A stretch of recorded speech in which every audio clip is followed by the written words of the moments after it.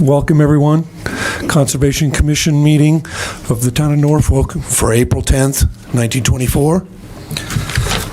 In accordance with the provisions of Mass General Law, Chapter 30A, Section 20, notice is hereby given that the Conservation Commission is meeting tonight, Wednesday, April 10th, 2024, at 7 p.m. in Meeting Room 124, 1 Liberty Lane, Norfolk, Massachusetts. Members of the public are welcome to attend this in person at 1 Liberty Lane, Norfolk, or by remote Zoom connection provided. Please note that the in-person meeting will not be suspended or terminated if technological problems interrupt the remote connections. Recording in progress. Do I have to say that again, Andrew? No. Okay, we open the meeting with 68 River Road.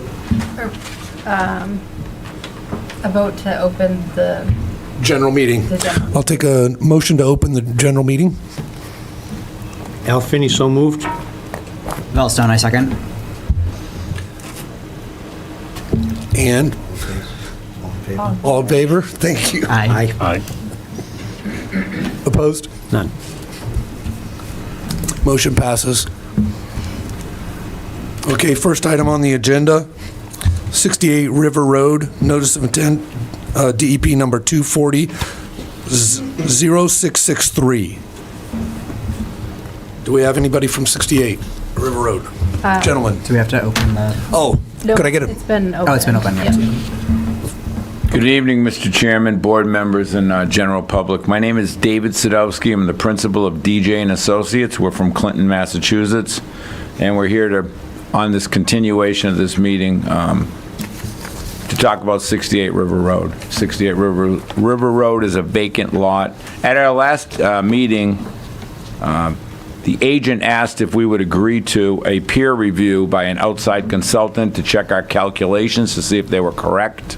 We agreed to that, and we deposited the sum of money that was requested. And I believe that the agent has received back information from that review. Also on the screen, just to show the area that we're impacting, we've gone from a 10,000 square foot plus imprint down to 4,608. What we show is the straw wattle, or the erosion control, is the furthest out that we would impact the area of the lot. And if I'll just go to the screen. Basically, the septic system would be here. The house is raised 8 feet off the ground to accommodate the flood. Is calculated, it's never happened, but calculated to go 3 feet over this plane, so we'd have a 5-foot clearance to the lowest member. We're gonna park vehicles underneath the building, so we won't need a garage. We just have one access road in.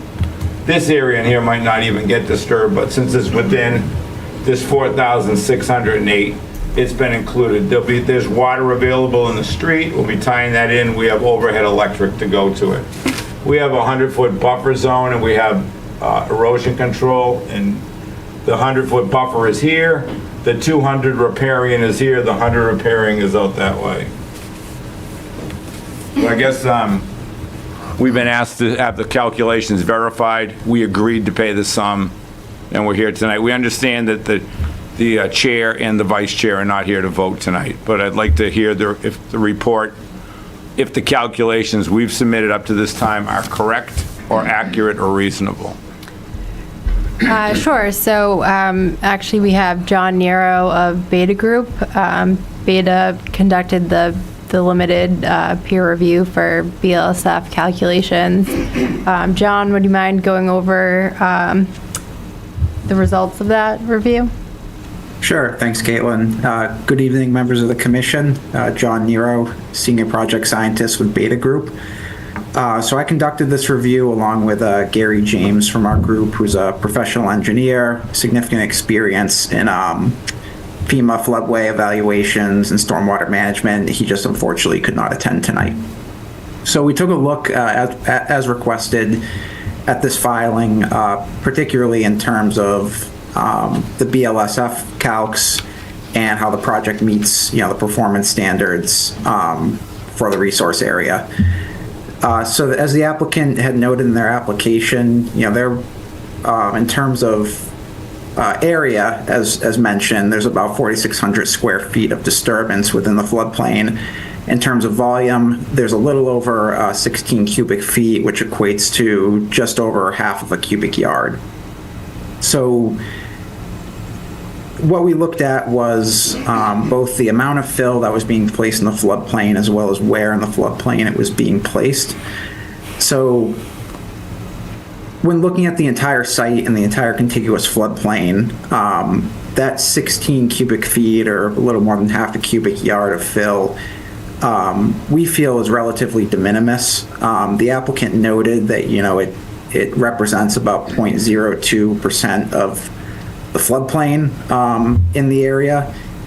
And so we concur that it's a relatively de minimis amount of fill, especially the fact that this fill is going to consist of piles that are going to allow the flow of water underneath the house and between each of the piles. We also took a look at what the applicant had mentioned in terms of compensatory flood storage by the removal of trees. We are in agreement with Mass DEP's comments that the removal of trees really doesn't constitute flood storage, since soil washing back into the hole and vegetation regrowing is just going to take up that volume again. However, we do understand that since the entire lot is within floodplain, there's really limited opportunities to provide compensatory flood storage. So I think the applicant's approach to minimize their impacts is certainly the way to go, going with piles in lieu of a solid foundation. However, as the commission knows, I'm sure from reviewing other projects in the floodplain, compensatory storage is generally provided for fill. There is a provision under the general performance standards for BLSF that allows the commission to make a determination that the fill in the floodplain is de minimis and doesn't necessarily warrant the construction of compensatory storage, since it wouldn't actually affect the stage or velocity of the floodwaters in the area. So after looking at their plans and the FEMA flood insurance profile and the calculations they provided, we would concur that even without compensatory flood storage being provided, the amount of fill is so minor that we don't anticipate it to have any significant impacts to flooding, or deflection of floodwaters, or increased velocity or scour, both because of the low volume of fill that's being placed, as well as the fact that it's being placed far enough from the Charles River that under a flood event, the water in that area would largely be still water. So it's not like they're building right up against the floodway and would have significant scour or erosion. Yeah, I'm happy to answer any specific questions the commission may have.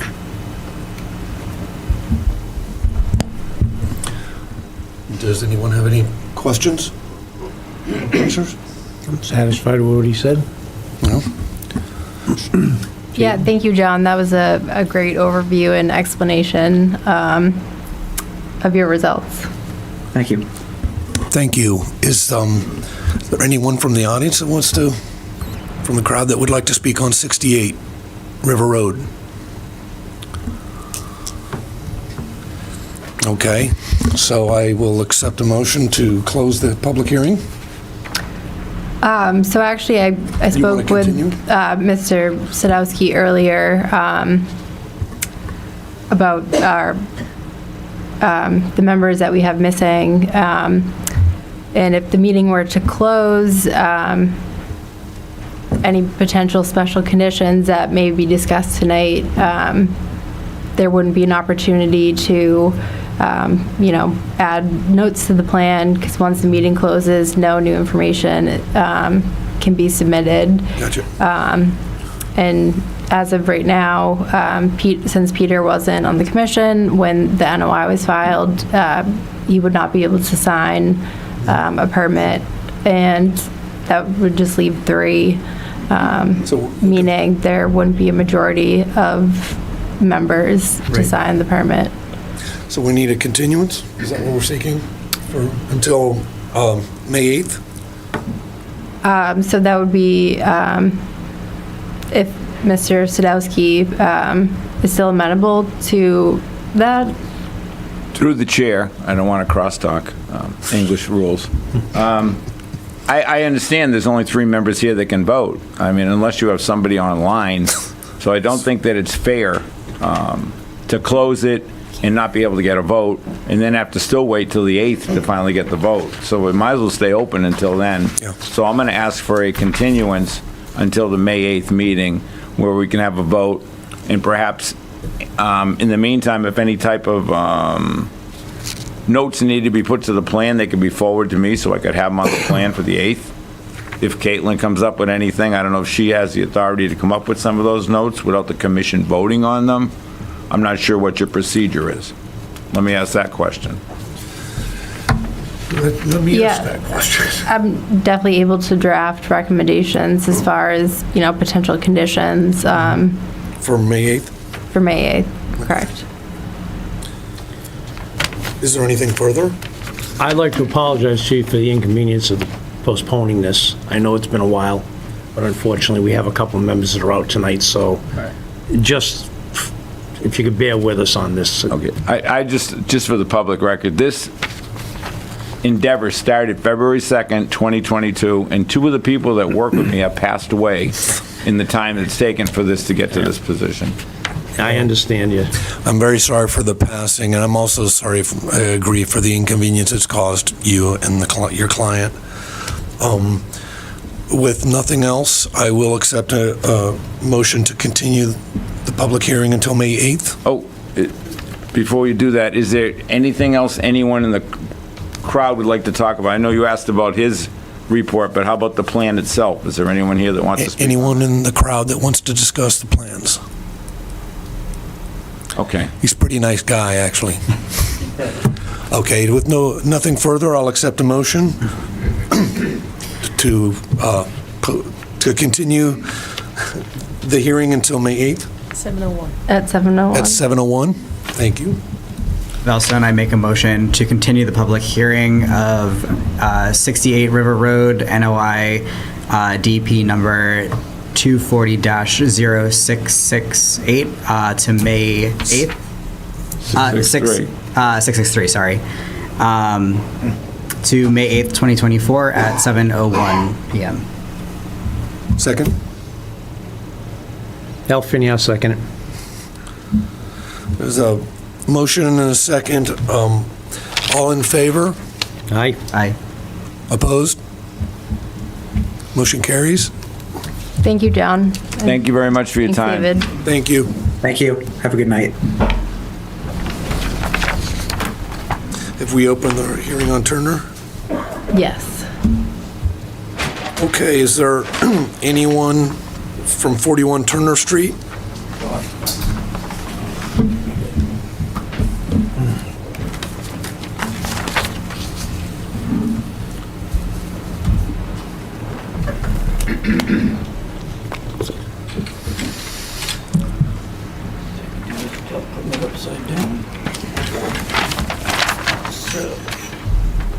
You go to that, or you want to stick it up here?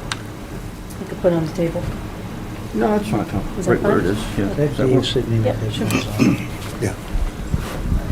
Evening, everybody. Russ Waldron here for 41 Turner Street.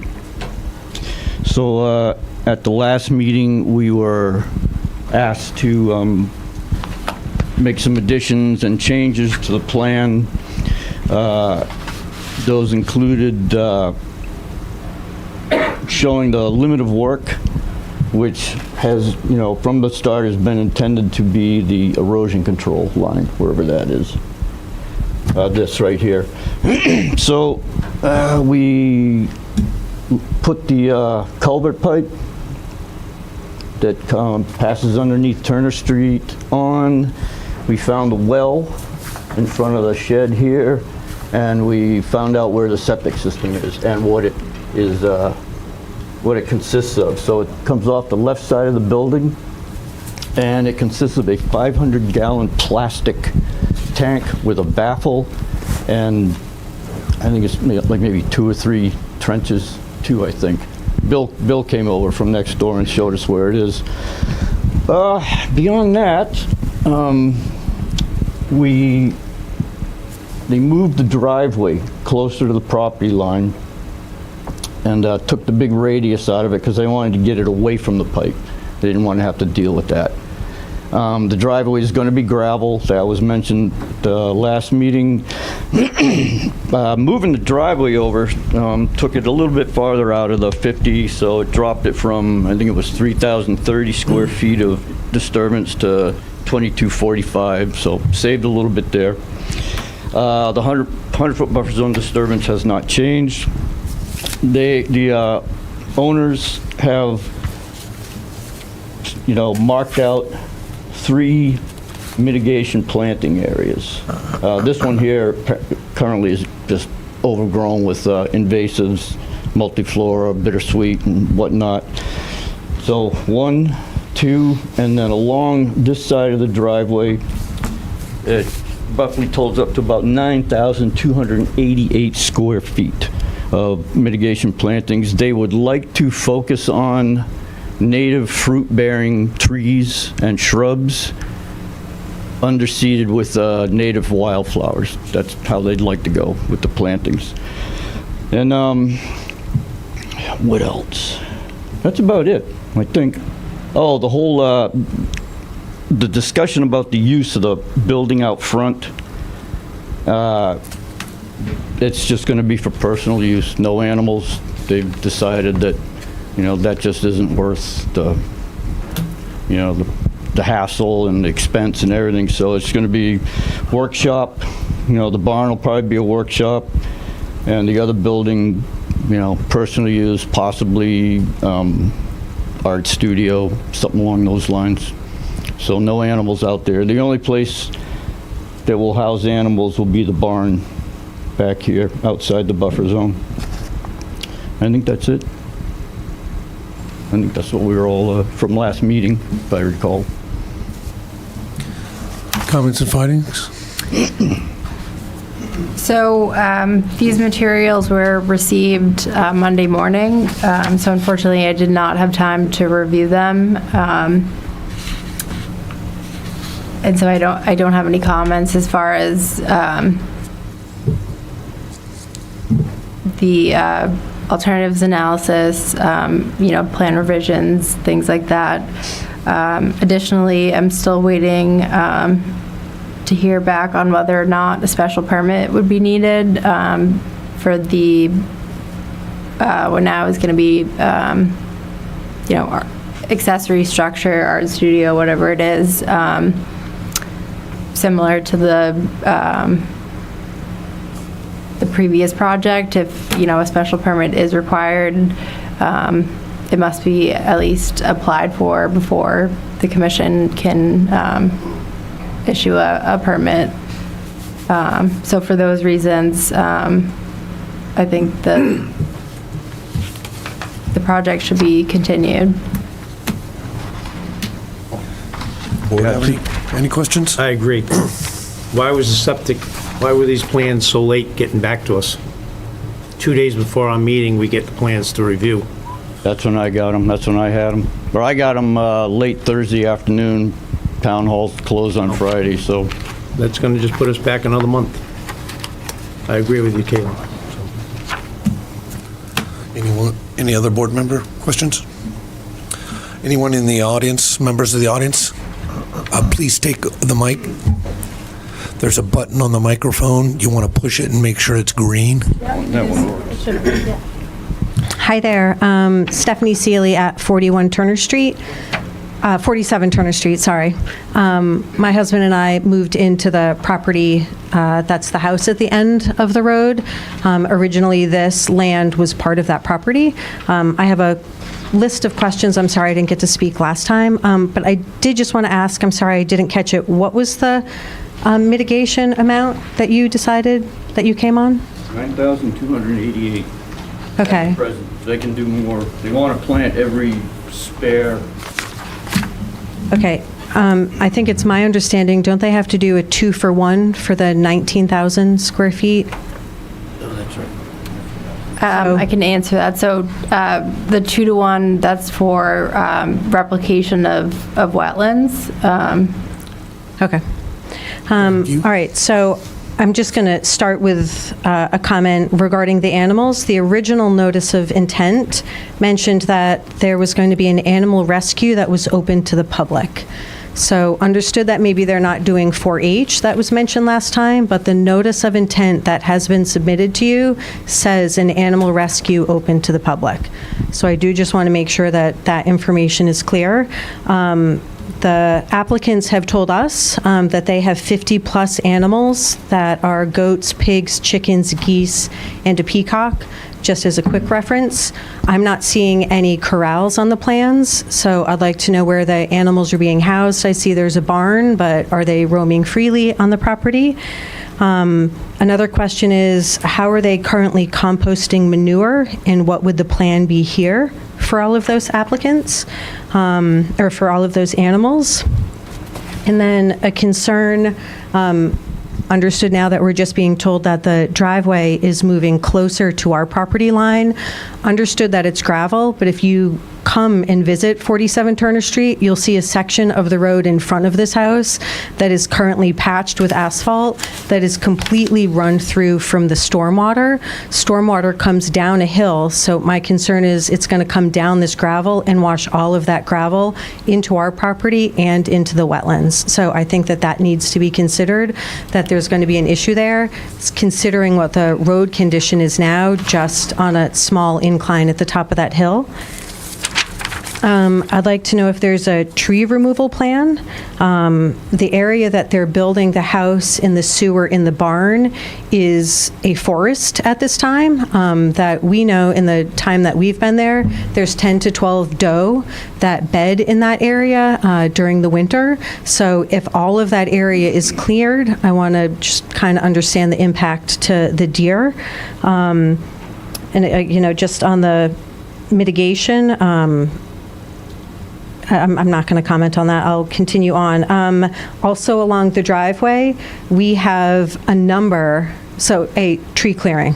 There's extensive tree clearing that's going to happen here. So I think that you guys should be aware of what that is.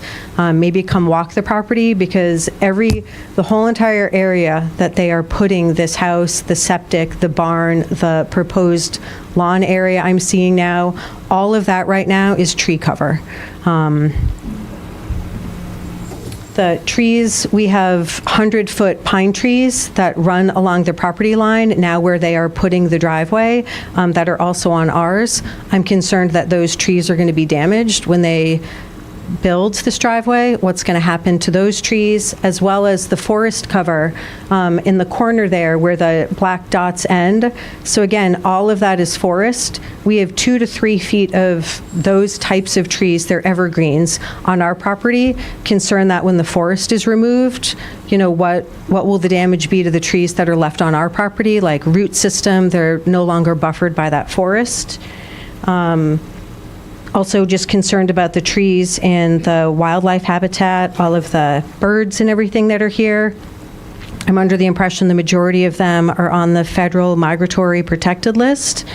I can name a few of them if you'd like.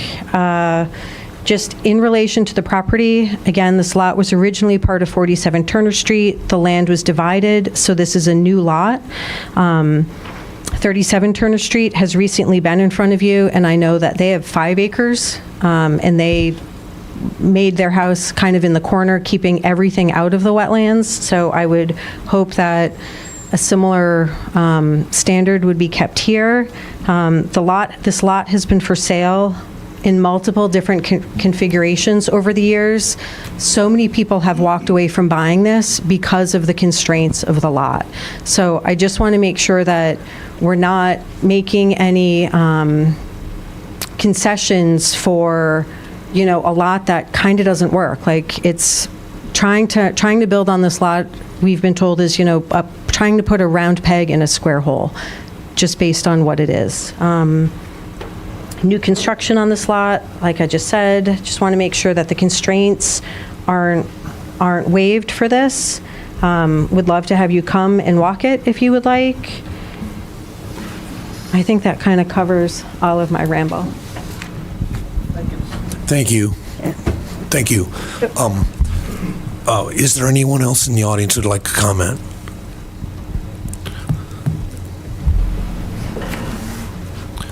Do you have a response? I can address the mitigation question. What I forgot to mention was, so 9,288 square feet is the current amount of available planting area.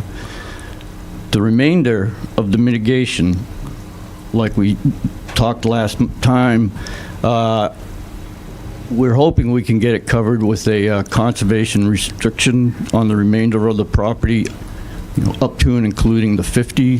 They'd like to have, at least retain some access, into the remaining 100-foot buffer zone, in case they want to put in a pool or add an addition or something like that. But so the 9,288 is right now is what we sort of figured out was available planting area, but that could go up.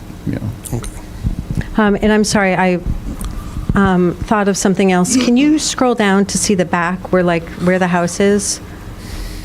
No, other way. Sorry. So I'm also interested to know if the whole back south end of this lot, beyond this property line, is all wetlands.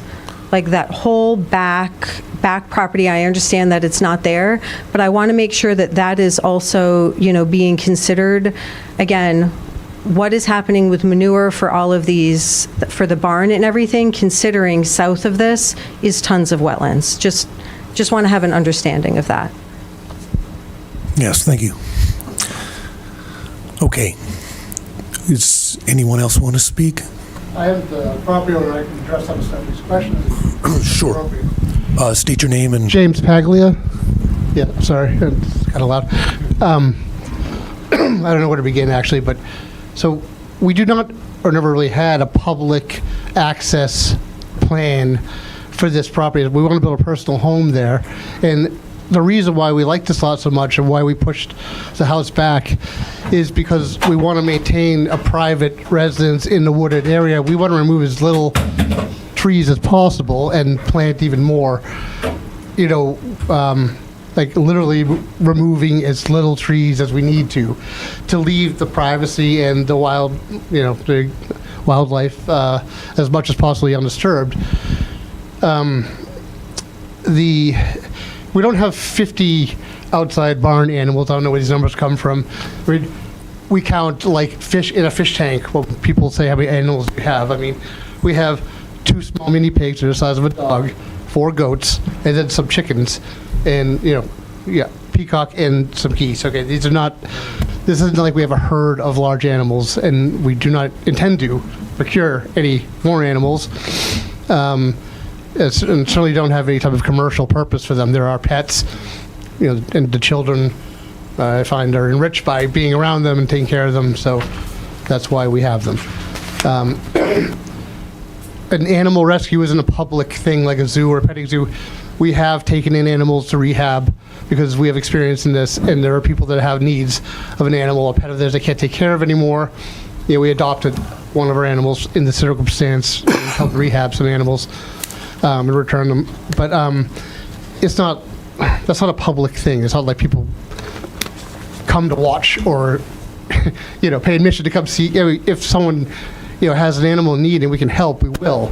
But it has nothing to do with public access. We don't intend to have people coming to the house in any quantity or at all, even to which would there will be no impact as far as traffic and parking and all this. It's not a commercial venture. It's a personal house we're trying to build here, and we want it to be as private. That's why we pushed it back in the lot to keep it not even seen from the street. I mean, we don't want to disturb the neighborhood. We like the neighborhood. That's why we bought there.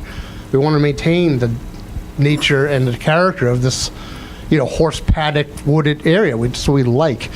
I mean, we could have built something right in front and cleared the lot like a lot of other builders do, but that's exactly it. The antithesis of what we want. We want a private, secluded, wooded residence. And I'm not sure where else. There's a lot said in the manure. Okay, to the extent that there would be manure from the, I guess the 2 pigs and 4 goats, right? It's probably no more than someone that has several dogs, but we would compost. And any other suggestions of people that have more experience with this would, we would definitely Yeah, this is our architect, by the way.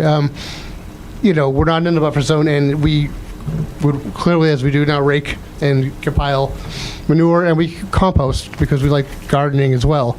And we growing vegetables and such, so we can use it.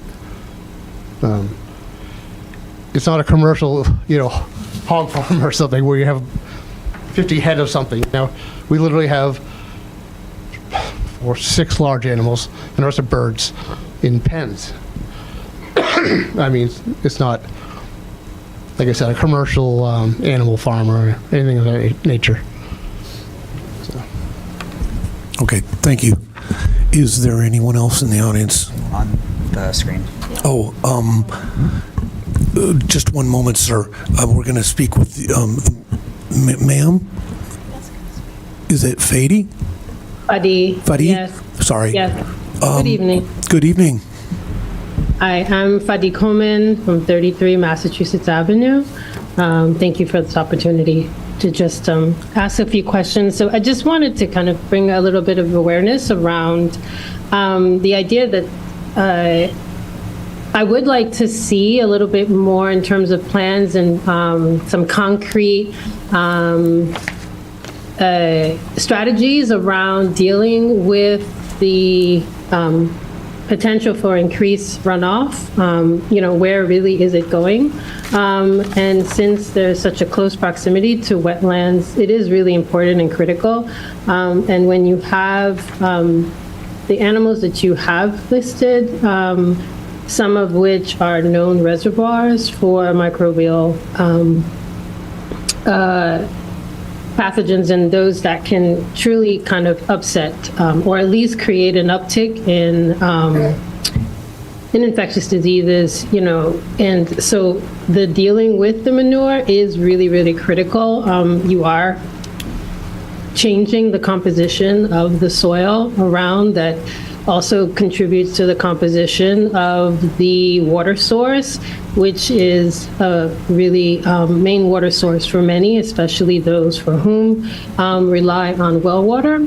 So I just want to put that out for consideration because it is something that can easily, it can be underestimated, but easily get out of control and be very difficult to manage afterwards as a consequence. So I just wanted to kind of ask for some clarity on that, or, some thought around the plans to address some of those concerns. All the butters have. Thank you. Ask them how they do it. Nobody's going to hear you without the mic. Sorry. Do you want to address the runoff and she was just suggesting what are the consequences of, Yeah, since the driveway's going to be gravel, theoretically there isn't a runoff situation like you would have with asphalt. True, gravel driveways can erode. You get a big gully washer like this last year has been. We could propose rain garden along one side of it. I don't know how effective that would be with a gravel driveway. I'm not positive, but I think our concern is more about the fecal runoff, the composting runoff. Oh, well, that, you can do an ag waste management plan. NRCS does them for free. They can draw up a plan that says, where to store it and compost it, whether it's on a, impervious concrete pad or something like that, walled in. I've seen any number of just homemade composting bins. We can buy them. Yes, but I mean, even with that amount of animals, albeit nominal relatively, there's still going to be a significant amount of compost. It's not like I would you can probably get a trash just, can. go with get in touch with NRCS and just have them to write up an ag waste management plan. That's what they do. They don't charge for it, so they're great. Thank you. Sorry, gentlemen. We'll get to you now. I apologize. Thank you, Mr. Chairman. Timothy Martin. I reside at 40 Turner Street, which is across the street, and also on the property abutting this property. So quite concerned about this. There's a lot going on here. You're seeing a lot of visuals, a very busy plan. And you got a lot of folks that are interested, and you're hearing from a lot of neighbors. Where I'm going with this is I would highly encourage and invite you to come out for a site visit. Mr. Pagula may let you walk his property.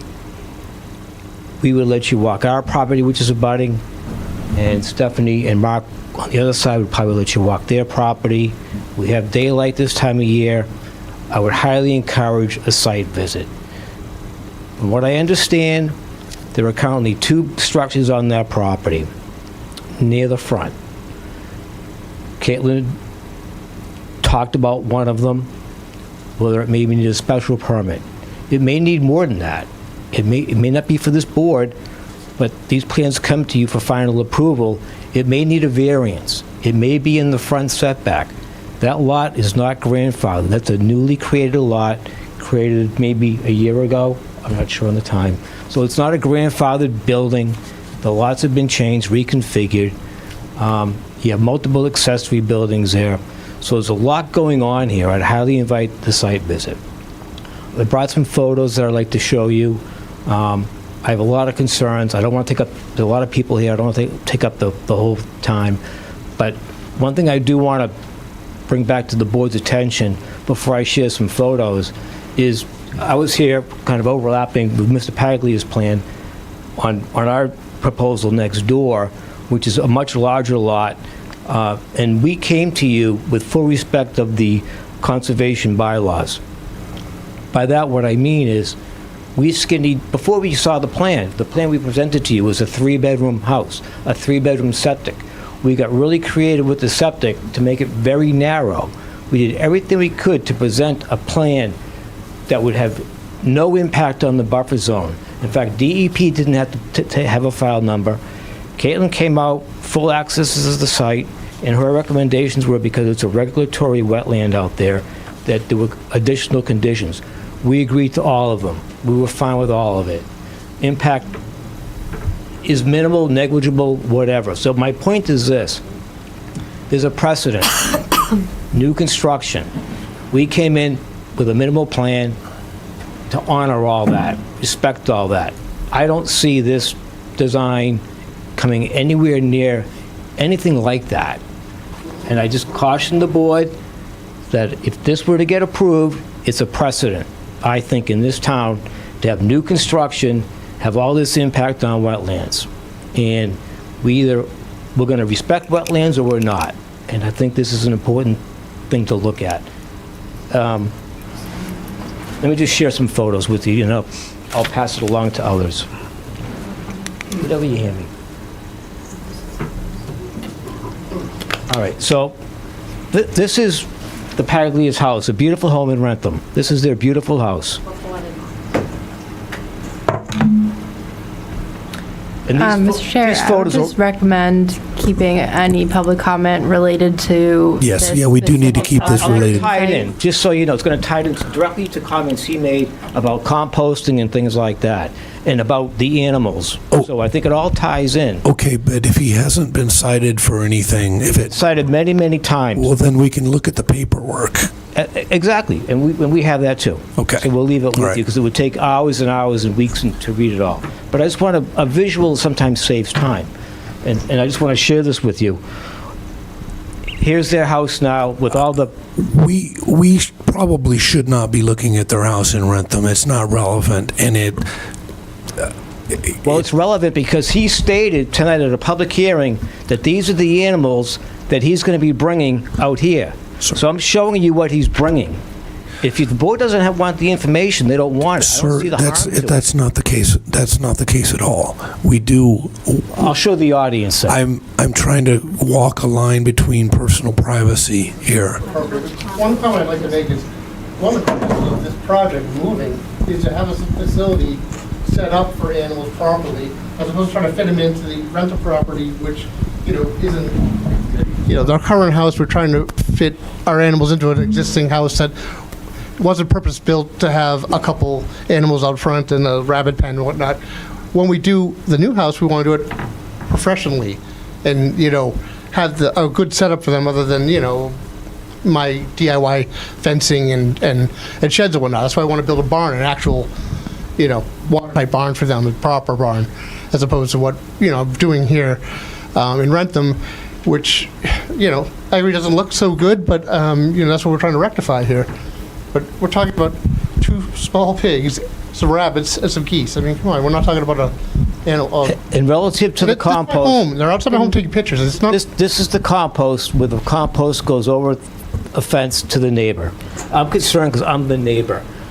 So I won't bring up any more photos of them, but a question for us relative to this plan is how many septic systems are you proposing? How many exist today? How many wells are there today, and how many do you propose? Septic system, currently there's one that services the building out front. There's a well in front of the shed. There is a proposed septic system outside the 100-foot buffer zone to service the house, and there is a drinking water well proposed behind the house. And through the chairman, back to Russ, how many septic systems do you propose, and how many wells do you propose? One. One of each. New house. One well One for new septic house. system, one well. So the existing septic system will be decommissioned? It's already disconnected.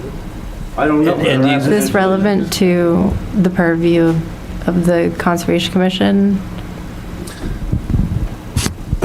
I don't believe I'm not certain. it is, other than That's Board of Health. whether or not they need to get a special permit. But other than that, yeah, there isn't any relevance to the regulations. Go ahead. So we have been trying to find out if, in fact, 2 septic systems are allowed on one residential lot. We've come up empty, none of Norfolk's regs, Board of Health, planning, zoning. There's no language that addresses that. Title V has none. I know Caitlin's waiting to hear back from the building inspector. Their regs don't address it. So we're all kind of we're all in wait mode on that answer right now. Was there a Title V done, certificate of compliance at the purchase, like required by law? For the current septic? Correct. There's not a single-family house. Was there, that wasn't my question. My question goes to the septic system. The statute That would be a talks about question the for Board septic, of not the Health. number of houses. I can address a couple things. Well, I'm not sure that, I think that's a question for another body. It is, but it's shown on the plan. I'm just trying to resolve what the plan's going to look like. Yes. They can't even tell me that. He can't tell me if there's 1 or 2. And I don't know how you're going to... Well, they're saying, they said that the proposal is to put in one of each, a well and a septic, and that the current one shouldn't be used. It's existing and disconnected. I mean, it's, you know where it was until I saw this plan. It's not part of my plan. It's existing accessory building. I don't want to tear it down. I use it for personal use and storage. But the new house will have its own new septic system and well. I understand your concerns. I just want to clarify. So the well is going to be decommissioned and the septic's going to be decommissioned? Well, we don't know, but not don't know. necessarily the well. Not necessarily the well. You're allowed to have a well. We just don't, it's only the septic system that's in question. You can have many wells on the That's my property. if you question, like. right. Do you mind if I No. add a comment? So I haven't finalized my review of this notice of intent. There likely will be additional plan changes. Wondering what the plan is going to look like now is fruitless. And as far as whether or not there's 2 septics, 2 wells, what the eventual use of the property is, isn't under the purview of the Conservation Commission. The commission can certainly require things like manure management plans, things like that, but it seems like a lot of these questions are, or comments from the public are directed towards the Board of Health, potentially ZBA and the Planning Board. And I would just like to remind everyone that the commission has a specific set of regulations from the state and our local bylaw that they're working off of. And beyond that, it's really not appropriate for them to be addressing issues. So finally, Mr. Chairman, thank you for the time. I just, on the existing septic, if there has been a Title V done at the time of sale, wonderful. If it hasn't been, I'm just cautioning this board, you shouldn't endorse a plan or even vote on it with all this vagueness. If you vote on it and you endorse it and you approve it, you might have approved a plan that was unlawful because you got a septic without a Title V. There's so many questions. I'd invite you to come on out. Thank you. Thank you, and we do hear your concerns. We should, do you want to schedule a site visit? Or do you want to do it? I think a site visit is a good idea. I don't think it needs to be scheduled tonight. Right. The other thing is, as Caitlin explained, is we're not making any decisions tonight. So I seriously, I can personally relate to how you're feeling, but there's no need to panic right away. There's a lot to get to resolved before we get there. Yes, ma'am.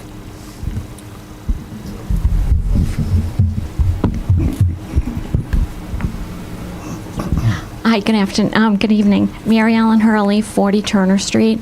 I just wondered, is the manure part of affecting the wetlands, Caitlin? Like how they store their manure, will that have an effect on the wetlands?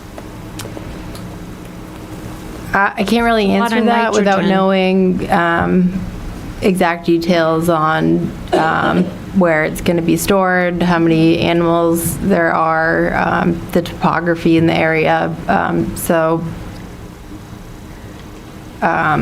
Until it seems like the NRCS ag waste plan might be something the applicant will be looking to submit, and that should include details that we'll be able to, that I can, have an opinion on. Okay, I would just like to ask the board to watch the June 14th, 2023 ZBA meeting in Rentham, where Mr. Paglia says that he is burning and composting his manure, when in actuality they're throwing it over a fence onto a hill that goes down onto a private way called Peachtree Lane. So it was completely untruthful, and I have provided you with a package that shows that. So I'm really concerned because we own the land behind the Paglia's land, part of it. There are other abutters, and I am concerned about where all their manure is being drained, because he was completely untruthful to the ZBA in Rentham. So it's the June 14th, 2023 meeting, and you will hear him say that he burns and composts his manure, and you do have a photo of it being dumped over his fence at his house. Fair enough. Thank you. Those are just allegations that we do not. I know. I'm Okay, thank you, Mr. Chairman. Thank you. I really thank you for your comments, and again, I appreciate your concerns. Take your time. Thank you. So,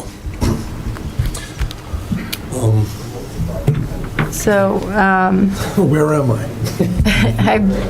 I believe there's obviously a lot of information and review that still needs to take place. If the applicant is amenable, I would recommend continuing the hearing to May 8th at 7:05.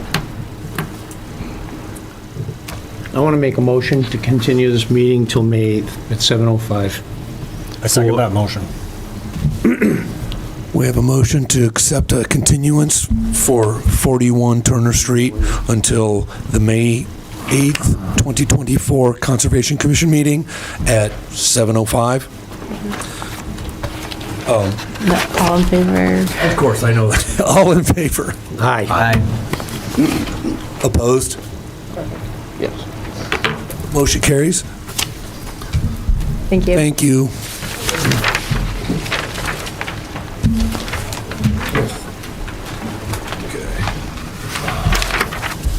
Next up, Pondview Estates. And I'll accept a motion to open the public hearing on Pondview Estates. Motion to open the public hearing for Pondview Estates. Second? Valstone, I second. All in favor? Aye. Opposed? Okay, Pondview Estates.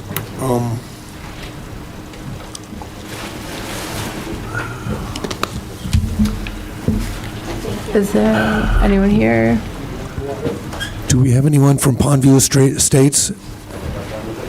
Oh. Can you get a microphone, please? Thank you. Yes, of course. Somebody left their glasses. Good evening, I'm Mary Ann Magner. Also with me here is Yao Lee, the president of the association, Laura Hayes, the secretary, and several other members of the association. Good evening. Good evening. Thank you for coming.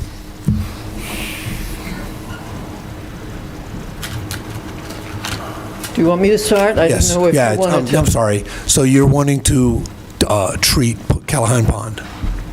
Our portion. We do not own the entire pond. We want to treat our portion, which we have done in the past. Can I do a little housekeeping first? These are our... Oh, yes, thank you.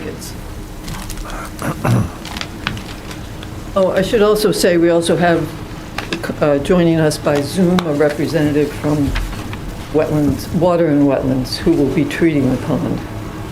I believe it's Colin. Colin Gosselin?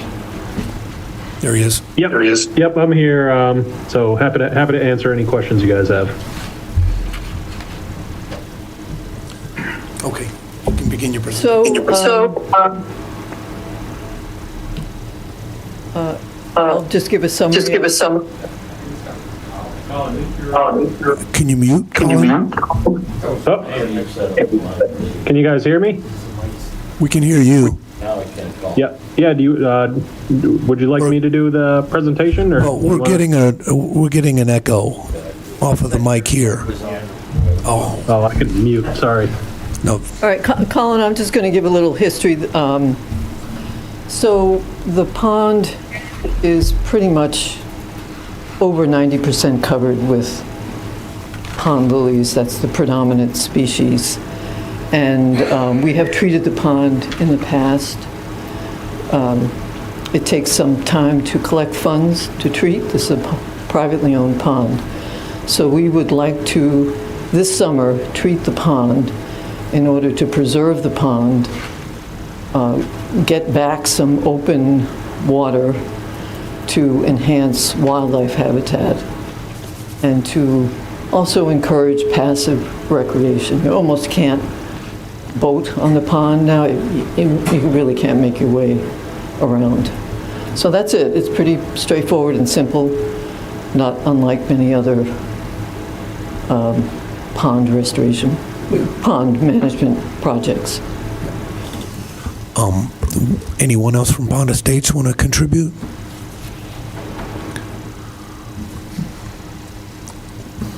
No? Caitlin? Yeah, so I did have a couple of comments after reading through the application. So the application stated that certain portions of Callahan Pond would be treated, and then the temporary impact calculation numbers were just over 200,000 square feet. Although measuring out the amount of open water on that parcel, I was getting somewhere closer to 400,000. So I just wanted more information on where those impact calculations, how they were determined, essentially. I don't know if, Yeah, I can answer that one. So we go out there, our intention is not to clear it out. The water lilies, they do offer, excellent habitat for predator-prey interactions. And physically, we can't really get all of the water lilies. So when we go out, say we pass through a boat and, foliar spray, as soon as you get the boat wet with the lilies, no herbicide can be sprayed on it, and even if you did, it wouldn't be effective.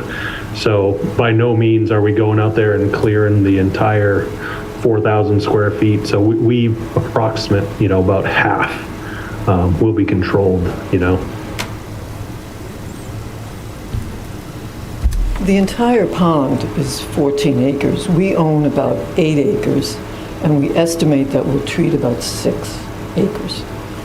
Right in my head, I can't translate the square footage, but within that blue area, that's the property line owned by the association. And you can see there's what we call the pinch pond over to the, that's a better view, all covered up with pond lilies. So there's what we call a pinch pond, because when this was a farm, I think the farm started to try to build a causeway to the back fields. They never quite finished that.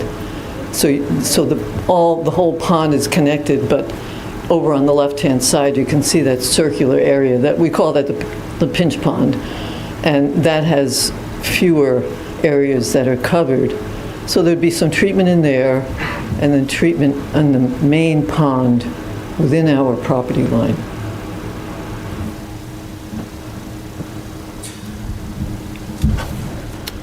and then an additional comment I had, unless there is an exemption in the Wetlands Protection Act and its regulations that I'm forgetting, I don't believe this project is exempt from stormwater. So a stormwater report would need to be included with the application. Based on what? Based on the regulations. So there's exempt projects include single-family houses, emergency road repair, and small residential subdivisions, 4 or less units. Do you think there's some way to get an opinion from DEP? There is no stormwater system. So the stormwater report includes a checklist of, I believe there are 10 standards, and the majority of the standards would not be applicable to this project. However, there are standards that would be applicable, so that checklist would need to be included per the regulations. All right. I have seen that checklist right now. I can't remember. Could you give an example of something that would apply to this project from that checklist?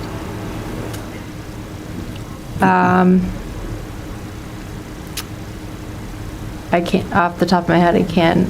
So is the town doing that checklist for the ponds that you're treating?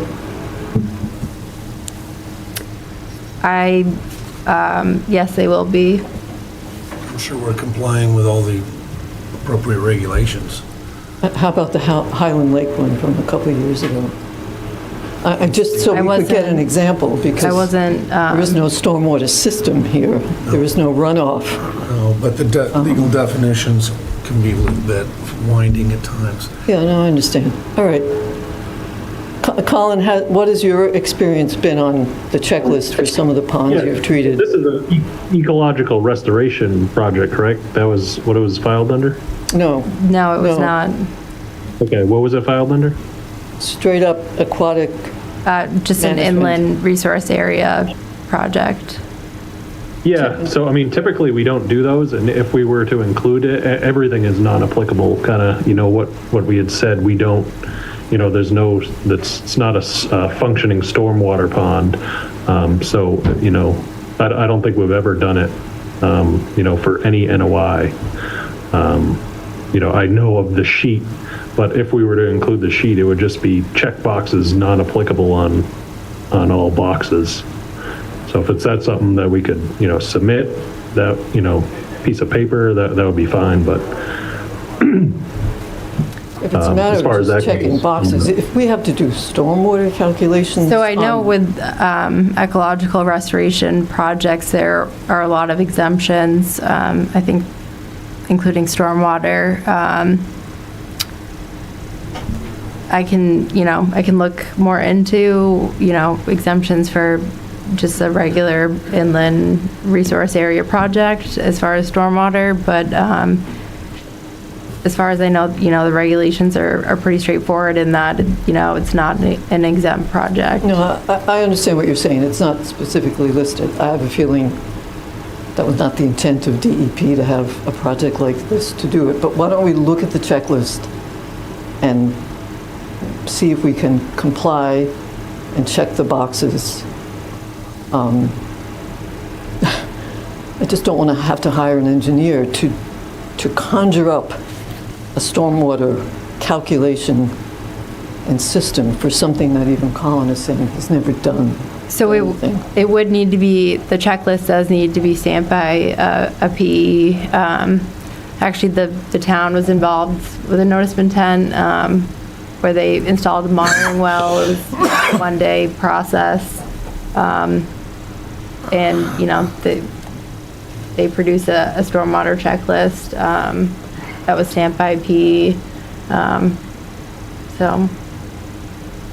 Yeah, I think maybe we had, something got mixed up here, because, I've done well over 200 NOIs for, ponds in Massachusetts, and we have never been asked or been required to do that. So, unfortunately, we didn't file this. We're kind of, sitting back as a consultants, here to answer questions. So I didn't really see the paperwork be submitted, but, we've worked with pretty much every town, and as long as, in Norfolk, I've done about 4 to 5 NOIs, and we've never done, this has never come across the table.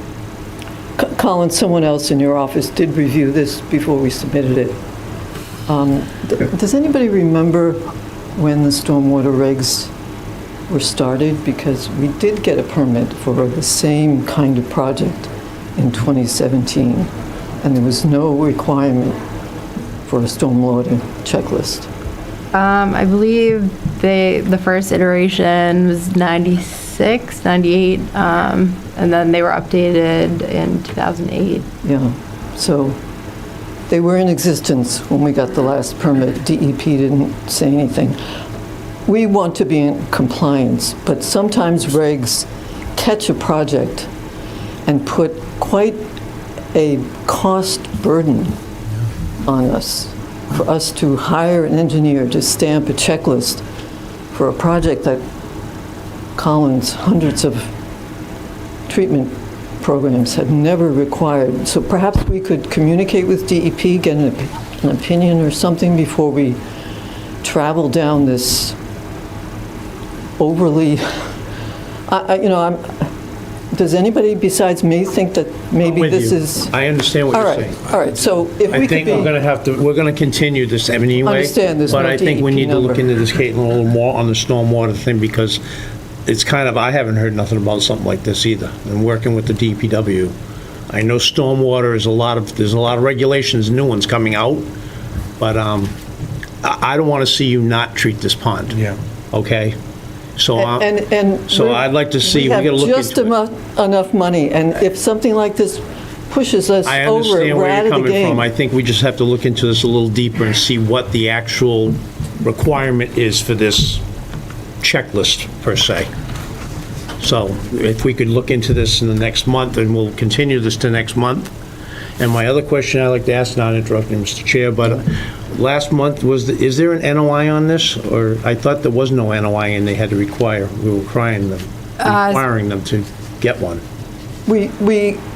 I have been in touch with them. I got back in touch with your office, and we thought about it, and we heard the wisdom in your advice, and we have submitted a new notice of intent. Okay, so that's all I was looking for, because I see NOI here, so you have submitted for an NOI. Yes. Okay. Yes. That's fine. Okay. And DEP has not issued a file number yet, so. That's what I saw. It would have to get continued anyways, and I can certainly give them a call and, ask about the stormwater issue. I'd just like to look, on their behalf, I'd like to look into this a Yeah. little deeper, because we do have 5 ponds we're doing, and I'm not involved with it that much, but I didn't hear of a stormwater checklist per se that we had to do on those that we did. I could be wrong, don't take me for word here, I but, have a feeling it was a matter of and nobody you might not even thought about qualify this. for this checklist. It might not be, you're gonna get all zeros, but I understand you're paying an engineer I have to $1,000 get somebody to to stamp stamp it. that. It And doesn't you don't come have the cheap. money to do that. Right. And an engineer can't just stamp something. Right. But again, you gotta understand that if it is a requirement, Yeah, then our hands are understood. tied there as well.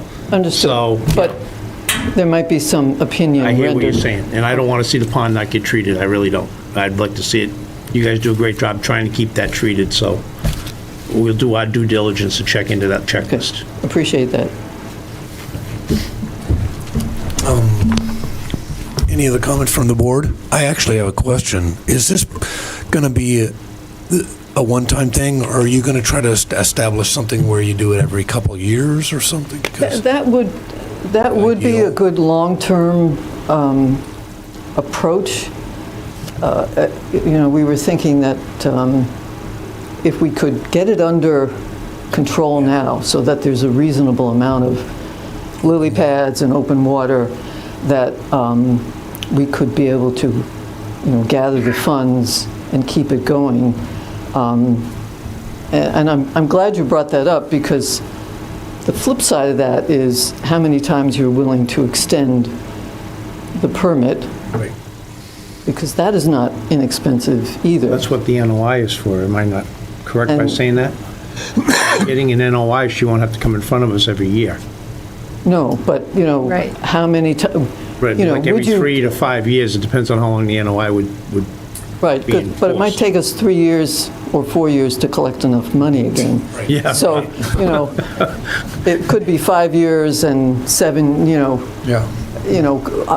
I don't know how many times the commission would feel comfortable extending the permit, for we're not going anywhere. This land is, it's not like we're all going to move, and, we're committed to maintaining it. So knowing that could make it easier to collect enough funds. I mean, the permitting is just a little under $1,000 when all is said and done.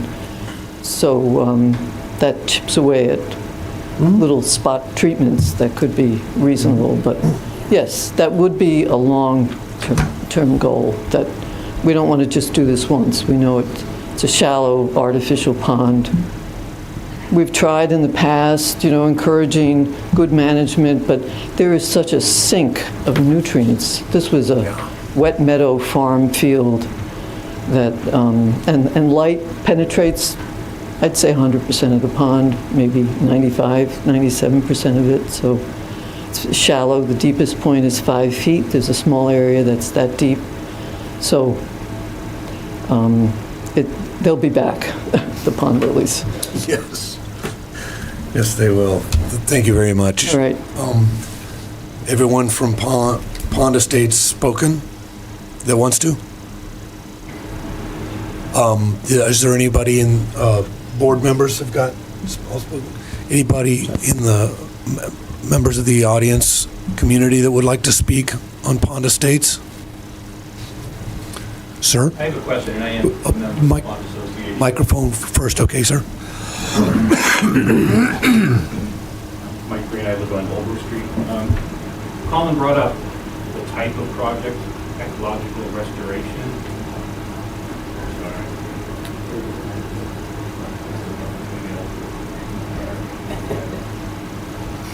My name is Scott. No, just kidding. My name's Mike Breen. I'm on Holbrook Street. So Colin brought up the type of project, ecological restoration, versus what I think this one was filed as, and I don't remember what the name was. How difficult would it be, or would it even make sense to change it to an ecological restoration, so then we wouldn't have to deal with the checklist? No. Thank you. Probably should have brought that up to you. Wow. Was that asked and answered? We have an open seat up here? I used to be a member of the commission, Yes. right? 10 years. Yes. Best 10 years of my life. You can make it 11. Yes. And no other comments? Okay, well, I will accept a motion to continue this and the Pondview Estates until May 8th, 7:15. 2024 at 7:50. Is that okay or no? Yeah, I think 7:10. At 7:10. Oh, okay.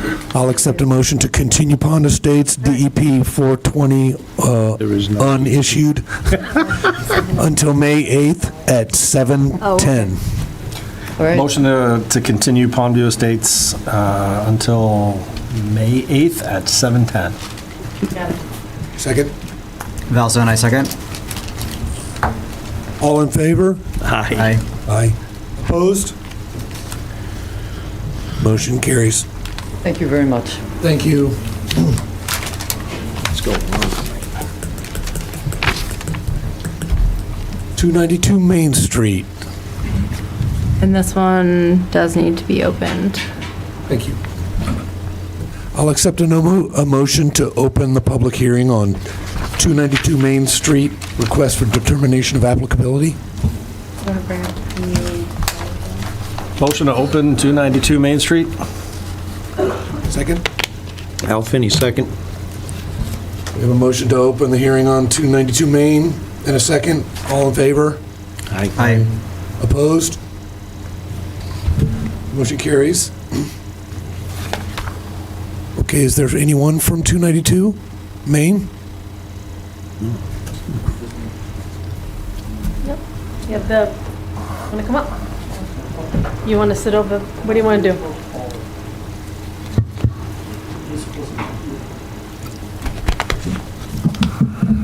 You can sit at the desk or you can... So I'm not supposed to be here for answers the questions from me. So the questions of like my representative for Colombia was supposed to be here. You gonna come on Zoom? You can do Zoom maybe? He's, I don't see him in the waiting room. If you'd like, I could give an overview of the project while you're waiting. Doesn't know exactly the answers about that, you know. Okay.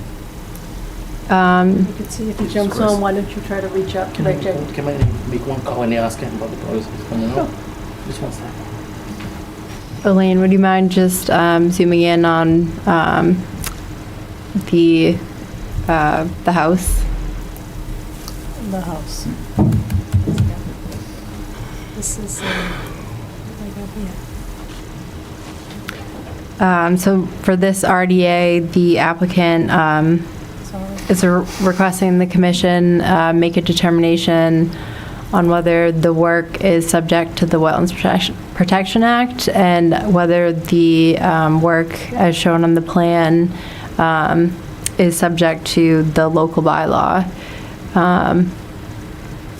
So essentially this project involves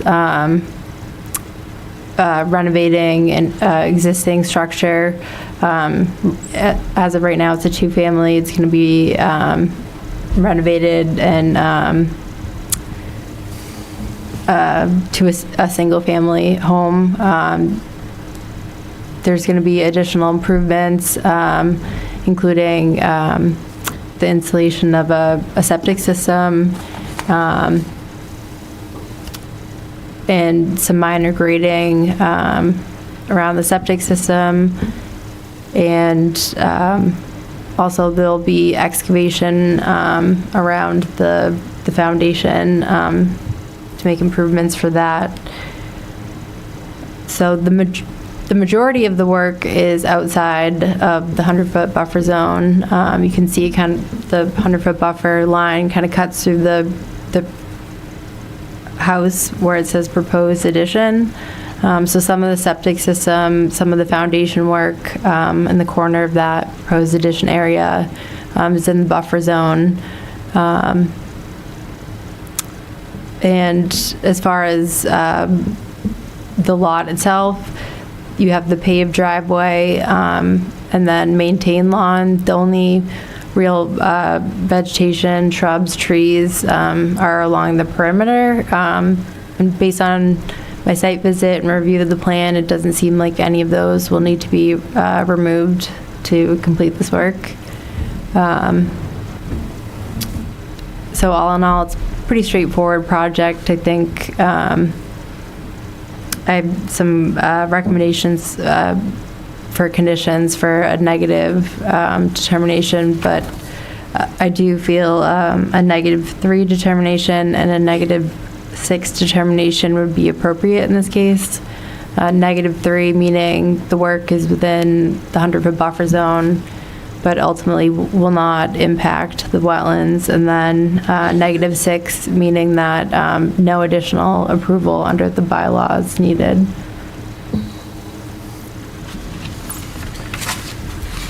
So we probably don't need to hear from them to get what they want, but that's not how it works, I guess. They're procedurally, can I ask the public? Or should? Yeah, it's a public hearing, so. Right, but I mean, timing wise, we haven't heard from the applicant.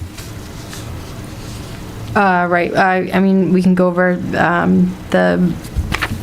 some recommendations I have for conditions if the commission were to issue a negative determination. So I think erosion controls consisting of minimum 10-inch diameter straw wattle be installed along the limit of work. I think a straw wattle versus a silt sock here would be appropriate, considering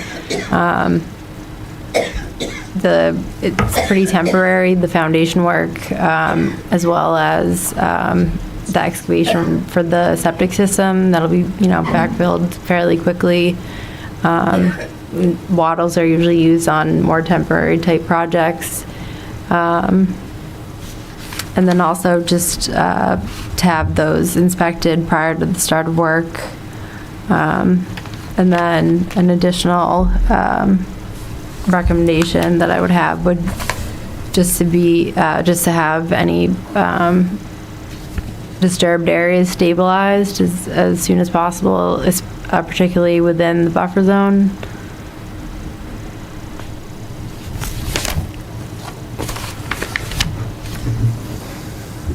Okay.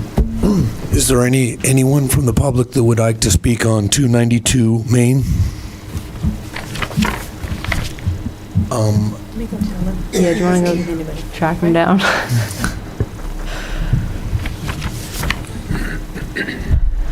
As long as we're comfortable with this and you're good with it, we can vote on this, correct? And pass it and determine. I mean, it's like he wouldn't have been here. He would have gotten what he wanted anyway. Yeah. Right. It wouldn't hurt to just to make sure he's okay with your the conditions. Yeah. I mean, I'm fine with it as long as it's good with your conditions that you stated.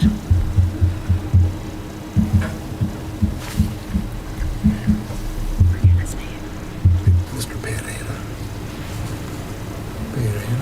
I don't know.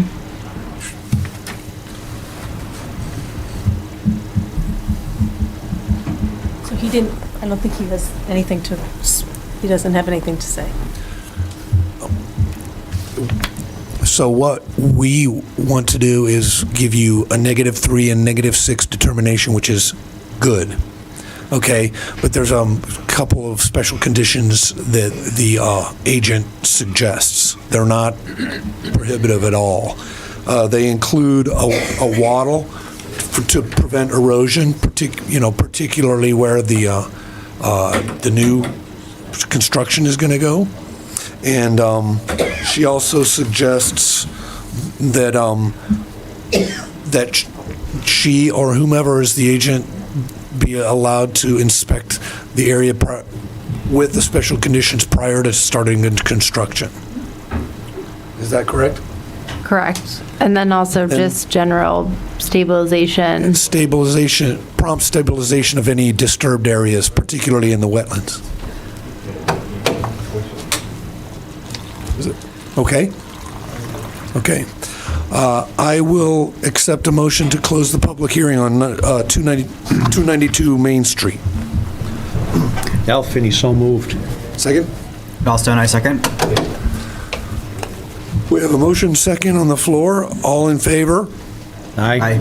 Are you opposed? The motion carries. I will accept a motion to issue a -3 determination and a -6 determination on 292 Main Street with the special conditions that a wad will be placed for to limit erosion, and also that the agent be allowed to inspect that special condition prior to the beginning of work, and also that any disturbed areas would be restabilized as soon as possible, particularly within the buffer zone. I'll accept a motion. Fellstone, I make a motion to issue a -3 and a -6 determination for 292 Main Street with the conditions as discussed. Second that motion. We have a motion and second. All in favor? Aye. Opposed? The motion carries. Thank you.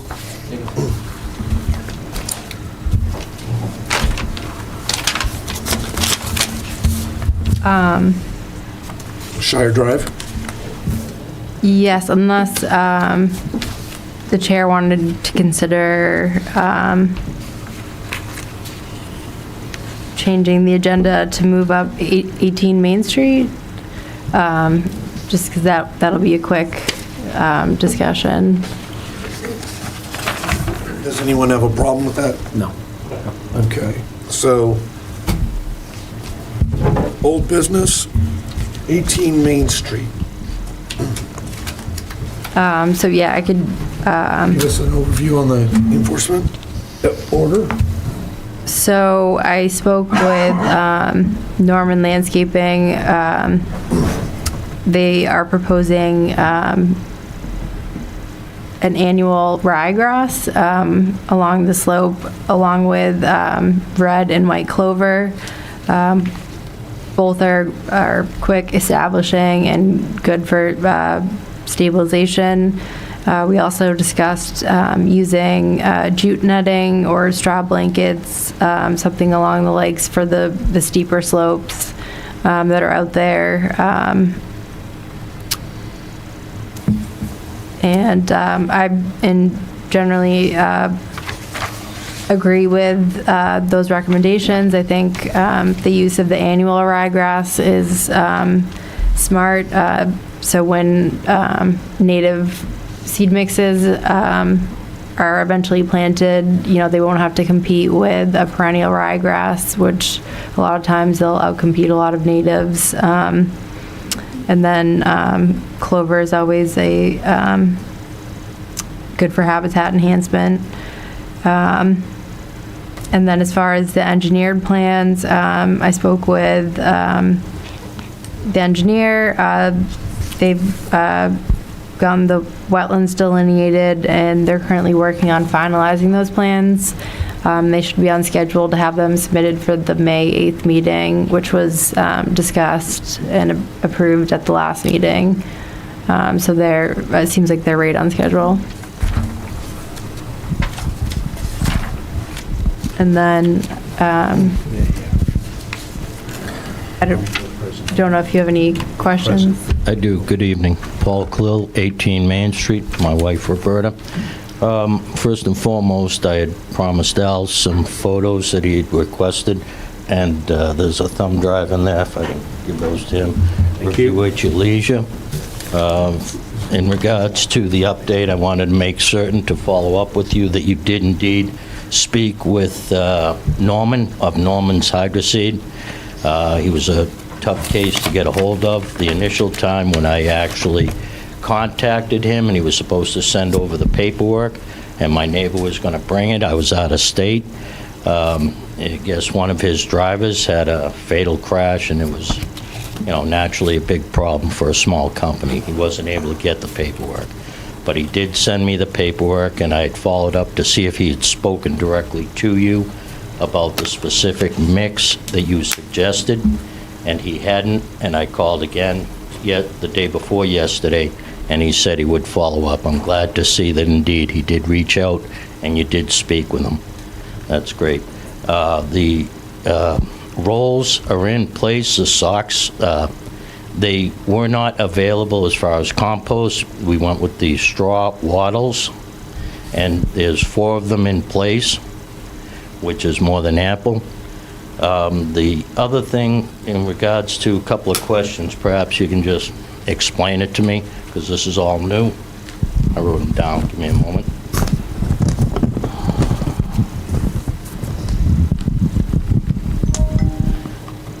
The first one is, I guess, evidently, you would correspond with Bill from Land Planning Management.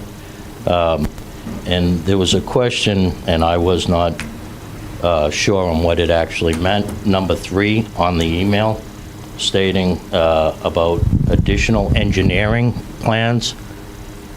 I don't know if you recall, Caitlin. The email that I sent You sent today. to Bill, and he sent me a CC, I guess.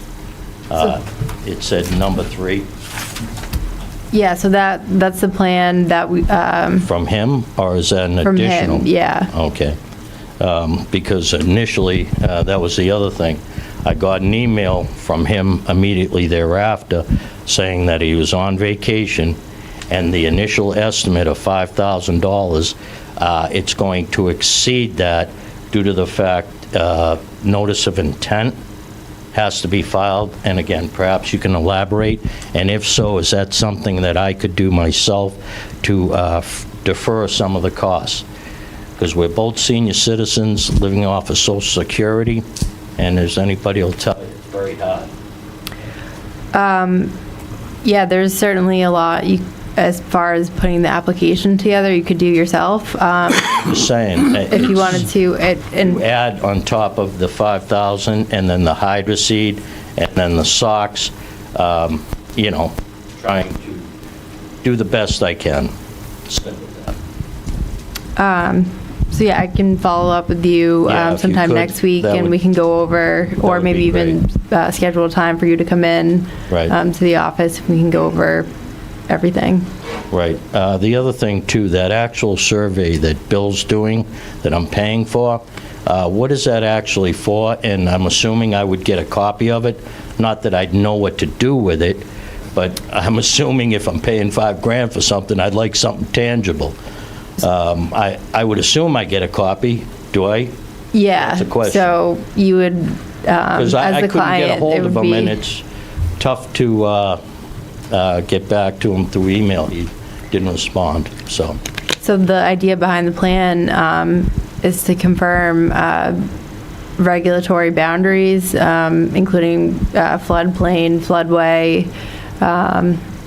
wetlands. Is there an existing one to compare it to? Unfortunately, no. There- So it's kind of 18 Main Street one-sided? has, Yeah, it's an older property. No, it actually, plans, it's part of the Historic unfortunately. Society, and, you know, I took great care to restore it.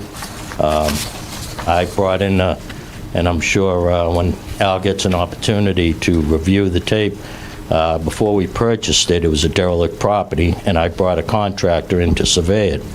His suggestion was to level it, you know, be quicker, better, cheaper in the long run. My wife fell in love with the log cabin, and he was right. It was a long, laborious process to lovingly restore the property, and I take great pride in the fact that over the 10, 11 years since we've owned the property, Al can attest to the transformation between a dumping ground, which is what they used it for, that whole slope, they were backing up trucks and just dumping debris, construction debris, half a hot tub, you know, the amounts. I took 4 40-yard dumpsters out of there of just garbage. You know, I don't know if you know how big a 40-yard dumpster is, but it's phenomenal. Ridiculous. But in any event, if you could follow up with me, Caitlin, that'd be great, you know? Definitely. I'd appreciate it. Any more discussion above the board? No, I'll follow up with you sometime next week, and then as far as what was discussed at the last meeting, they're, on schedule to have plans submitted for May, so. Yes, there's no vote, or nothing, this was just old goods. Nope. Right. So, we're good. I thank you.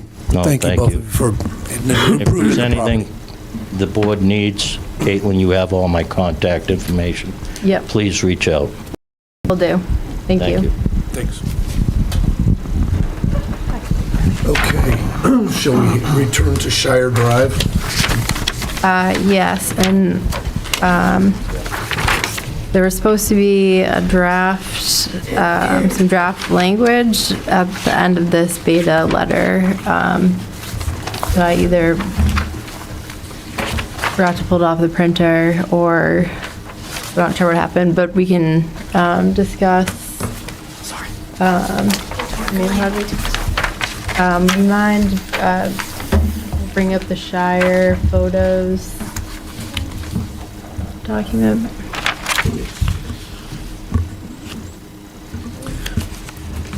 The next issue is concerning Shire Drive and potential non-compliance.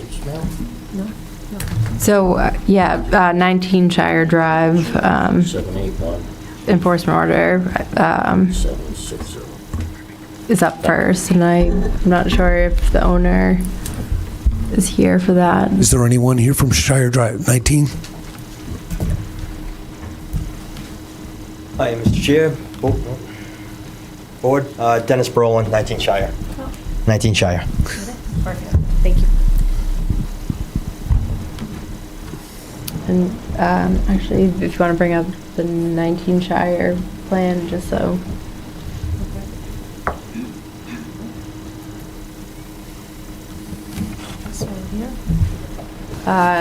No, 19, it's the interim as-built right there.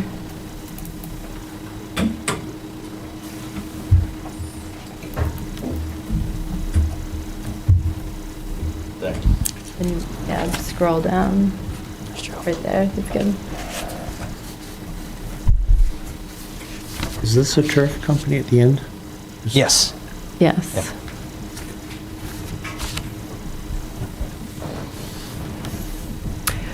So anyways, I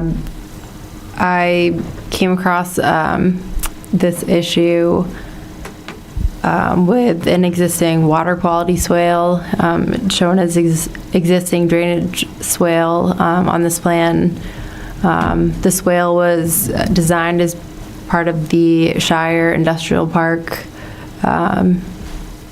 subdivision back, I think it was approved in 2005, and it was constructed sometime around 2009.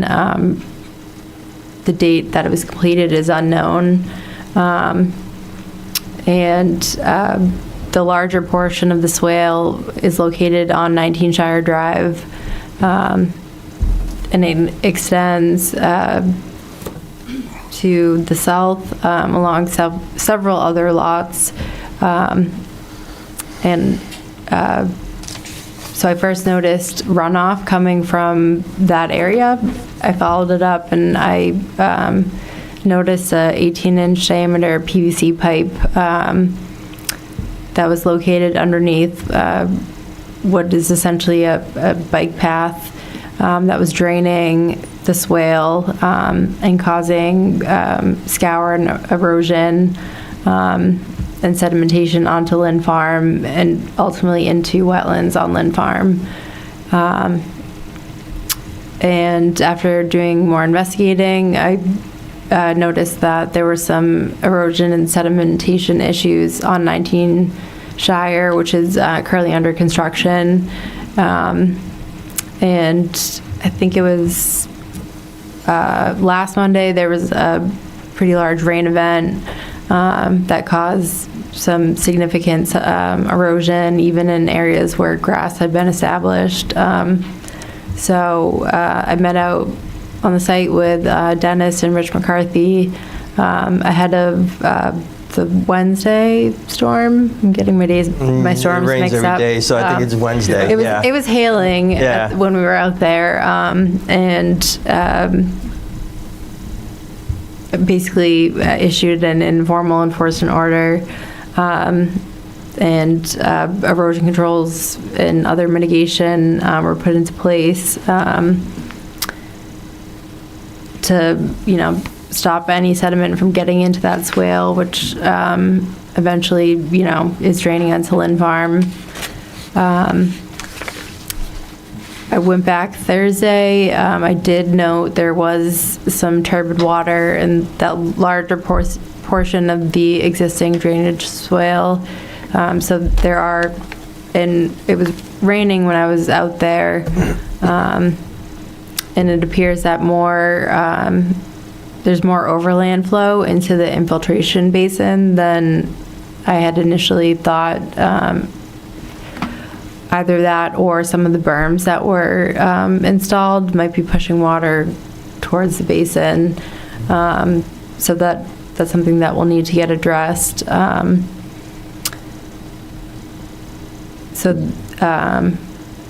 The idea would be to, stop any further sediment from getting into the swale. And then there's the issue of the swale itself.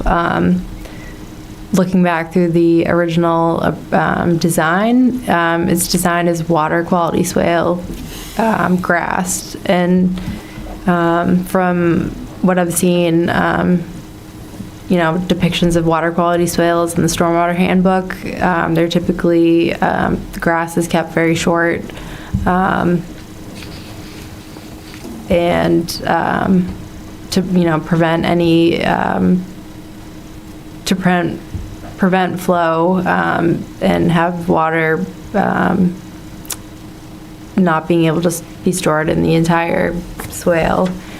Right now, there's actually some really nice wetland vegetation in the swale on Dennis's property. However, it needs to be, grass, a grass swale, so that vegetation will need to be removed, as well as any debris like leaf litter that's built up over the years, so that can start functioning again. And that would be able, so at this point, it's there's a question of whether or not that would be considered a resource area, since the date of completion is unknown. So by, going the route of a, quote unquote friendly enforcement order, he would be able to go in and restore the drainage swale to, the design specs, and hopefully have that system working properly. Well, thankfully, Rich McCarthy has the whole overlay of this project.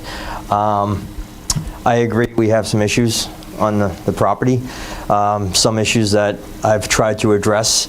We have a rain garden located over here, which I established that sometime in late November, early December, and got that seeded, put the jute mat down and controlled, and some erosion control. As Caitlin and I walked, you could see a lot of the seed established at that point. However, there was some runoff through the course of the year. So there's a lot of issues we have over there with the rain garden, but we do have the rain garden functioning. We have, it was built to specifications. We put a special root zone mix in there to infiltrate a little and hold a little bit more moisture through specialized soils that we used. And then that overflows into the infiltration pond. And in my opinion, I think the pond's working really well, considering underneath is more of a glacial tilly material. And the reason it's taken me so long to do this, we also took out about 12,000 ton of ledge, which we had to blast, and we had to, Gilly Lopes finally came in at the end of last year, hauled that out of there. So unfortunately, the piles that were kept to put back in these swale areas are at the lower end and not the upper end, because we had to blast all that. So all said, we are trying. We can't really do much right now because of the rain, and the last thing we want to do is disturb what we already have established. We have riprap and we have stone, and then on the backside we have the filter fabric, and then we have straw wattle behind there. A lot of that eroded. When Caitlin came out, we reestablished all that. So we still have some ways to go. And I think once we get all this established, everything seeded, we have a buffer also. I think it's like a 40-foot buffer along the rain garden. So that's going to filter out all the fines from the up top storage area. And it's all riprap right now. It's a very coarse stone, so we're not getting a lot of migration. It's just kind of working its way in there. And then she also mentioned this drainage swale. This was developed back in 90? Looking at the 2009 aerial, it was like halfway completed. Okay. So this was never really used all that much except for one drainage basin off the cul-de-sac. Now that we're utilizing it, because we have one drainage, we have all the drainage going to storm scepters, and then they go into this pond right here and then flow into here. Caitlin is 100% right. This hasn't been maintained in 20 years, and over probably 1 year you get enough leaf compost and debris to raise the elevation an inch. I did some, after we walked, I was curious, so I did shoot some elevations, and my outlet right here, this whole area, the invert's just a little bit off, but it's pretty close to that, but the pond is actually 3 inches higher than that. So it's actually getting trapped in this area, which is good for downstream. Well, it might be good to, but it's probably not. I'm just saying that's what it is. And then I shot downstream, and it drops off quite a bit, and that spillway that has the pipe in it right now, that's actually 4 inches below my invert. So if we clear all this out and make it a quick stream in, I think we're going to be really forcing water over that spillway. So I just think there should be more thought put into this before we clear it out.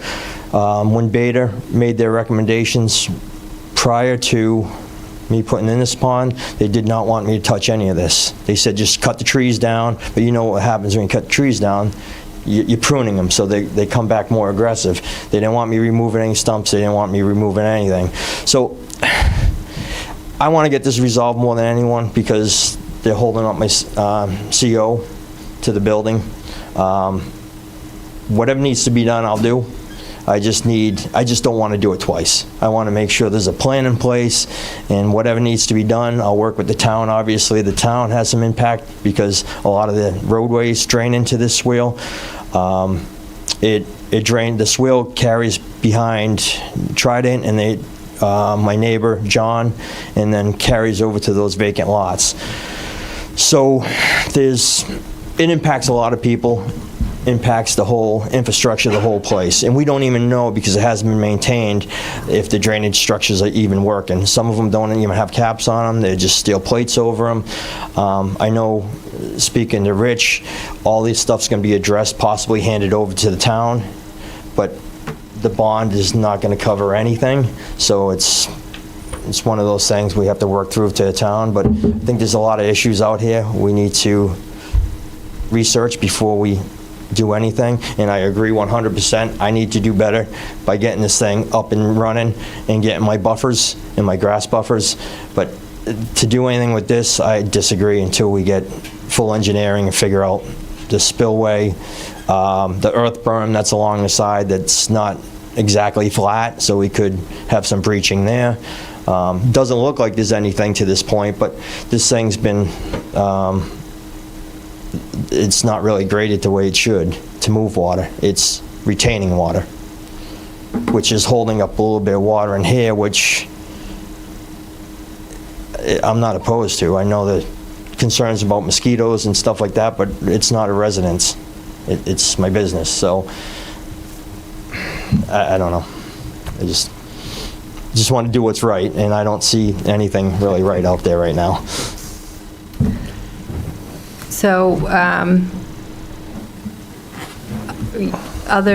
the 17 Shire, 15 Shire, and then a lot off Shire Drive, identified as 18-69-1-5. I don't believe it has an address attached to it yet.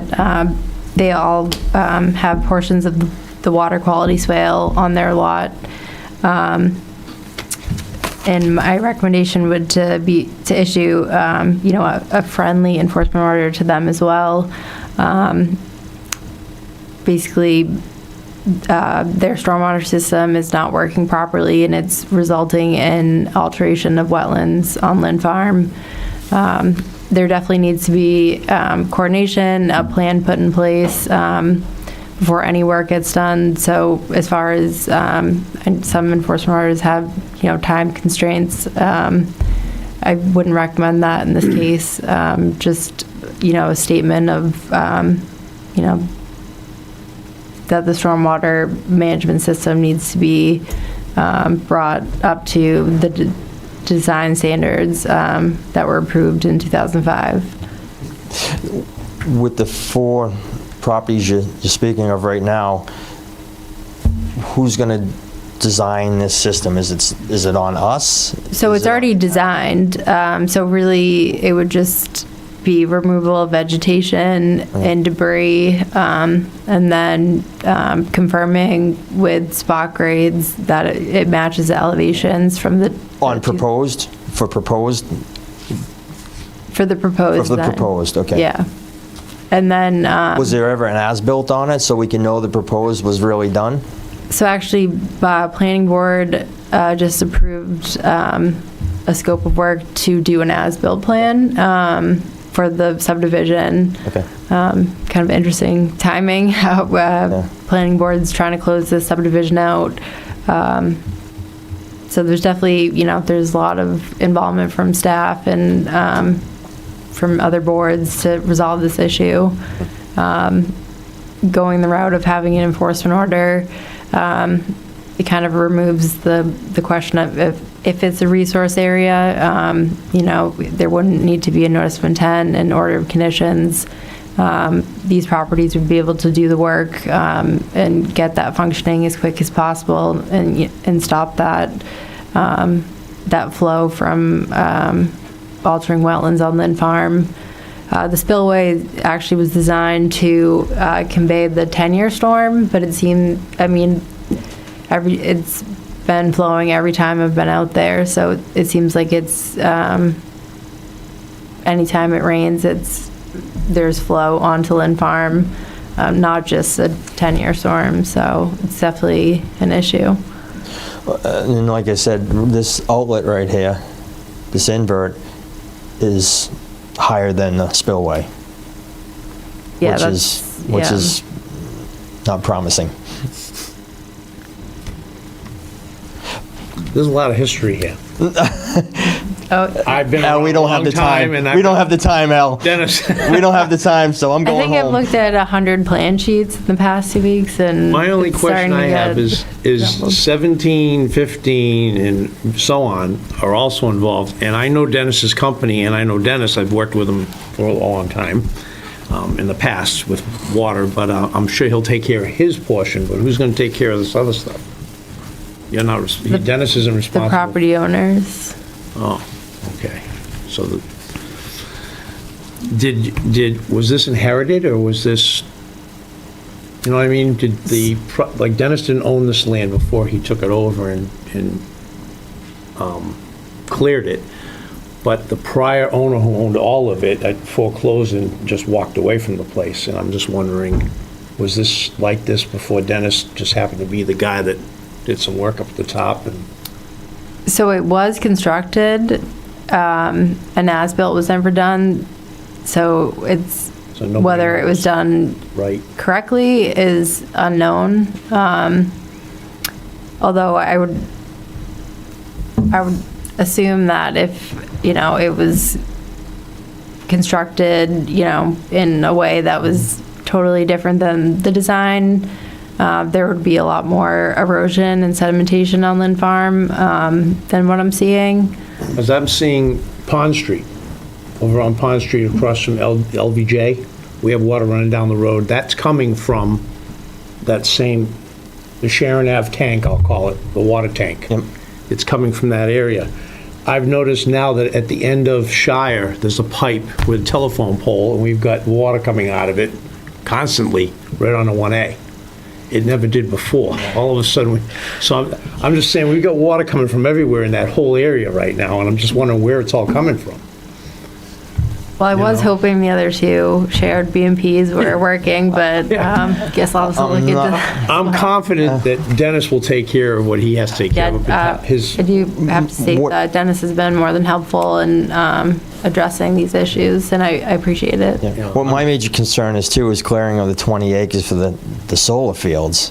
Yes. That's not going to address any problems. It's going to add to them. It's going to add to the problem. So I think we should take a close look at that. I'm not opposed to anything, but we should take a close look because that's coming directly down towards me. Yes. Because that's a ledge And bank, Pond and there's Street. no infiltration through that ledge. It's all ledge, so it's sheer water flow.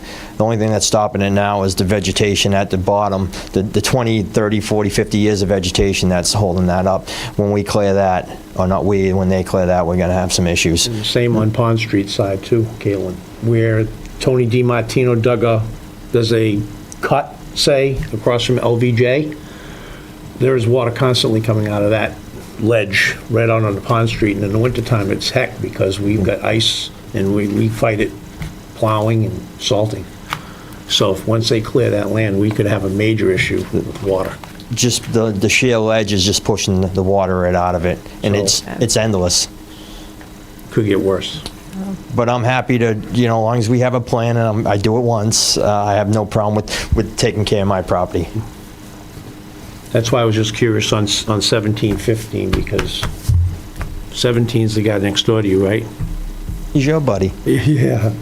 But anyway, that's why I was asking I looked who's at gonna... I don't know if you want to bring up the water quality swale plan that shows the endorsed plans from 2005. This guy? Yeah, so at the bottom there is the beginning of the swale, and the lots have changed a number of times. So what's lot 19 now is actually lot 20 and 19, I think, are one lot, which is the Offshire Drive. And then if you scroll down, I think we'll see the other. Then, yeah, it continues.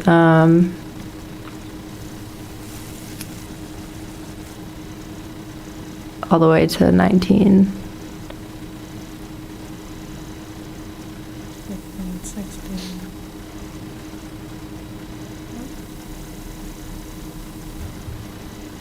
So it runs the whole backside of all the way down Yep. to 1A. No, so it, Because I know there's a septic system in there as well. Yes. For the whole area. it drains like the northwestern portion of the Shire Park. But it doesn't, not where the septic is.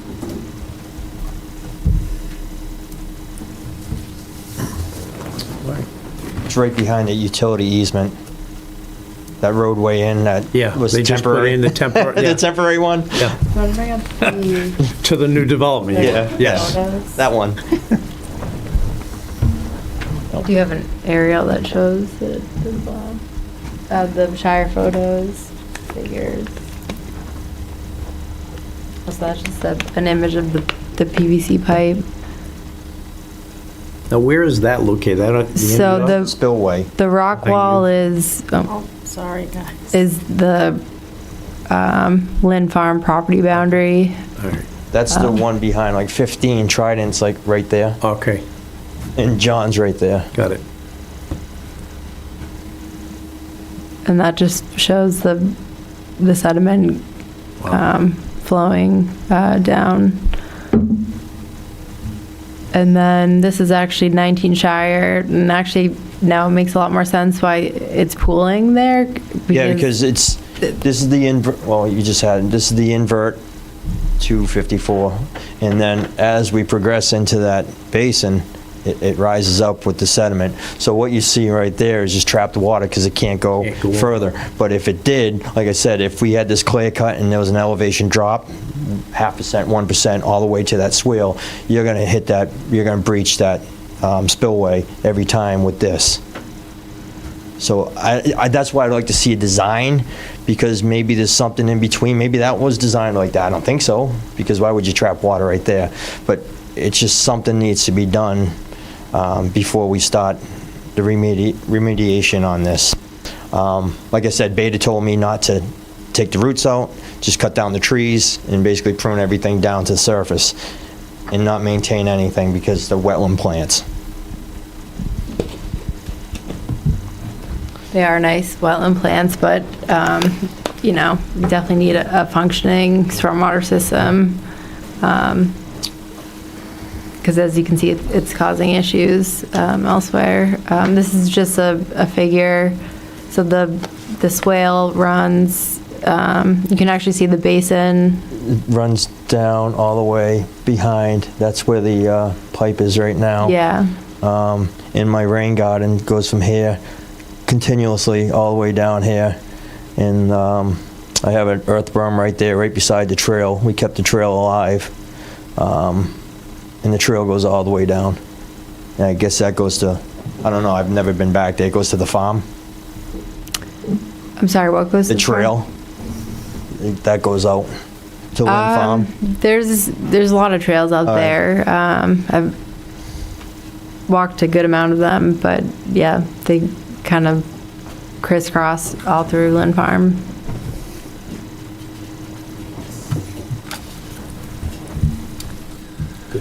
So you're suggesting we issue a friendly order of conditions? I mean, a friendly. So there's, it would just be an enforcement order with the condition to, you know, mitigate any sedimentation into that water quality swale. And that, you know, should happen as soon as possible. And then a second condition to get, restore the water quality swale to the original design standards, and then not have any time frame on that, because that is going to take collaboration between multiple property owners, the town. So just those two conditions. Okay.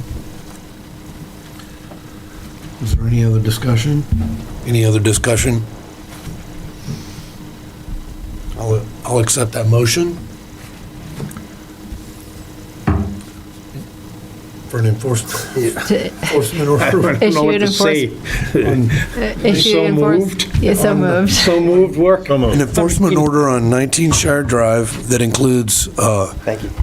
prompt mitigation of the current erosion and a long-term plan coordinated among the properties to restore the swale to its originally intended conditions.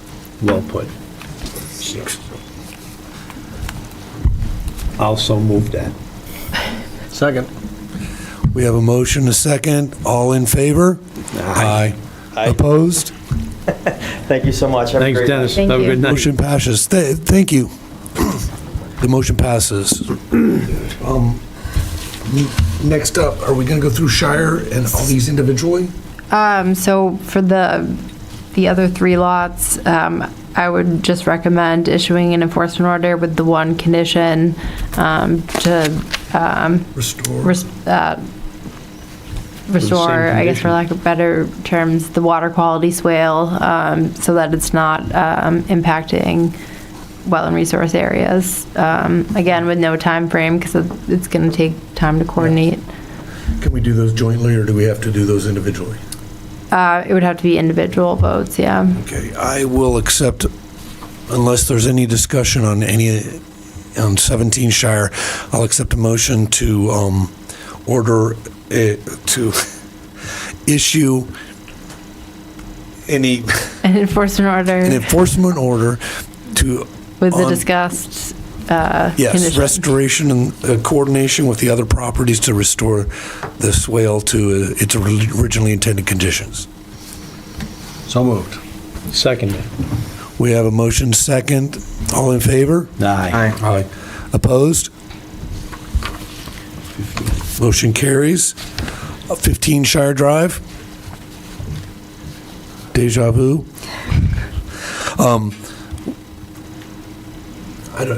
No discussion? Can we just do the same motion as 17? Yes. I would like to make a request, a motion, a duplicate motion on 15 Shire Drive, identical to the one on 17 Shire. So moved. Second? Second. All in favor? Aye. Aye. Opposed?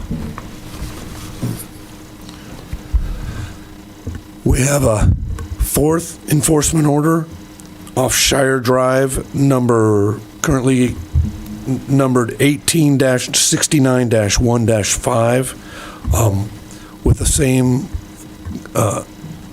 conditions for enforcement. Do I have a motion?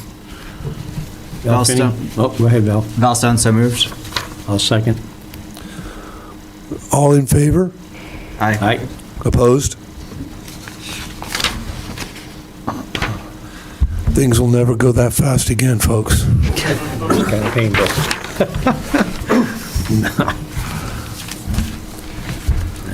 Motion carries, by the way. Yes. Has everyone had a chance to look over the March 13th minutes? Yes. Do I have a motion? Accept them? Motion to accept the minutes for March 13th, 2024. Valstone, I second. We have a motion. All in favor? Aye. Aye. Aye. Opposed? Okay, do I need to address the March leachate report? I don't believe so. Line at a time? Okay, we've old and new business. We've already covered 18 Main. 19 King Philip Trail. Yeah, so some proposed mitigation materials were submitted on April 3rd, which included a memo, 19 King Philip Trail riparian buffer. There was also a hand-drawn sketch dated April 3rd, and another memo titled 19 King Philip Trail Plant List for Riparian Buffer, dated April 3rd. My comments on that is that essentially, the proposed mitigation materials failed to address the conditions set forth in the enforcement order. There's just a general failure to acknowledge the severity of the violations that have taken place. There's alterations of borderland subject to flooding, including floodway, riverfront area, inland bank, land underwater. Additionally, that area is part of an inland restricted wetland. There's a lot going on here, and at the last meeting, it was agreed that, there would be an update as far as mitigation plans sent ahead of this meeting, and in my opinion, I don't feel like the materials provided addressed, the violations that were documented in the enforcement order.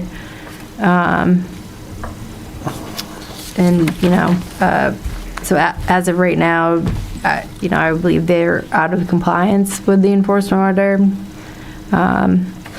Although I do think, the commission could consider giving the property owners an additional week to submit, a signed contract or some type of correspondence showing that they've hired an engineer to start working on plans specifically to address the floodway BLSF issues. So that would be an amendment to the enforcement order. And then if, that condition isn't met, I would recommend considering, a fine. The commission has the authority to fine up to $300 per day for properties out of compliance. Does the board have any comments? I know you're chomping at the bit. Well, it just seems like we're spinning our wheels here on this piece of property. Didn't you say it's a federal issue as well, possibly? Well, FEMA does have, I guess they're the, authority for floodway. I mean, unfortunately, I feel we have to move on this. It's not something we can just wash our hands and walk away from. Yeah. Something's got to be done. And if the homeowners and the resident of this property doesn't want to do anything about it, then we're going to have to take action of some sort. I don't know what that action is going to be. I'm not a lawyer. I'm not an engineer, so I know they're here and they wish to speak, I'm sure. So, I mean, anytime an enforcement situation can be handled locally, it's typically the best way to handle it. Every town's different. Obviously, board members are, more familiar with the area. But that being said, this is, this would not be ignored by Mass DEP. And I would suspect that, if action isn't taken soon, they would be issuing their own order to address these issues. And DEP has the authority to fine up to $25,000, so that's a lot less than $300 per day. It's better to solve this problem locally and get it under control, correct? Correct. Is there anyone else on the board who would like to say something? my question, Caitlin, to you would be last month in this issue, we spoke about plantings and stuff. Is that still on the table, or is that not on the table? Of plantings? It would depend on what the plans show. As far as, the amount of fill, if there are areas that were altered that are riverfront area but aren't in, floodway, plantings could be appropriate there without having, similar to 18 Main Street, there's no plans showing any sort of topo in that area. So it's, without that information, it's really hard to, it would be, a wild guess at this point. Okay. I believe we'd like to hear from the property owner. Just trying to put this up works. Sorry. You want to put it on the table here? Yeah.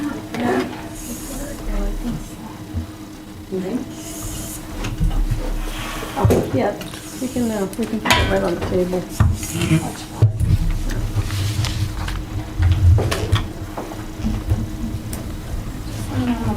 that all right? Oh, how does that work? Guess not, huh? Might not. Yeah, I'll hold it. Like, okay, Donna's.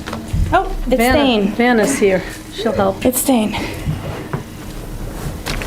Hello, everyone. Samantha Benton, 6 King Philip Trail.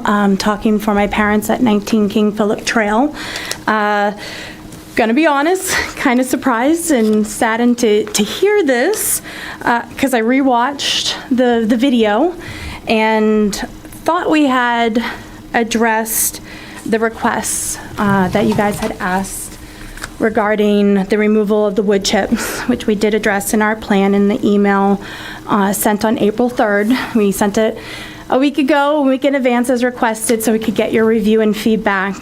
So I do have some questions since we came here today to talk about the planting plan, as you all gave us approval for at the last meeting, to be able to mitigate the area as well as after the wood chips are removed as requested. So I'm a little bit surprised since the end of that discussion. I was going to start today thanking you all regarding your thoughtfulness on not wanting to cause the hardship. That's where I thought we had left it at the last meeting. And I'm surprised to learn in this very second that what we submitted was actually an unacceptable plan as laid out in our email on April 3rd. If we could have a little bit more elaboration on why number 2 and number 3 is not accepted in the plan, that I think would help educate us, since we thought, we were working together, and I was actually very excited to submit all the plant materials to you all today and our path forward, because we want to resolve this as well. That's what we thought today was. Right. And was there any additional information you received after the meeting that would have changed? So other than the sketch shown there, the plant list, and just a brief memo, which was actually, it was sent to Elaine on the 3rd. I wasn't copied on that, so I didn't receive it until this Monday. But sorry about that. There, just to send it. I didn't review the planting plan because that can't happen until the fill is removed from the floodway, which is, the top priority as far as, action items. So it wasn't Fill from the floodway, from the floodplain.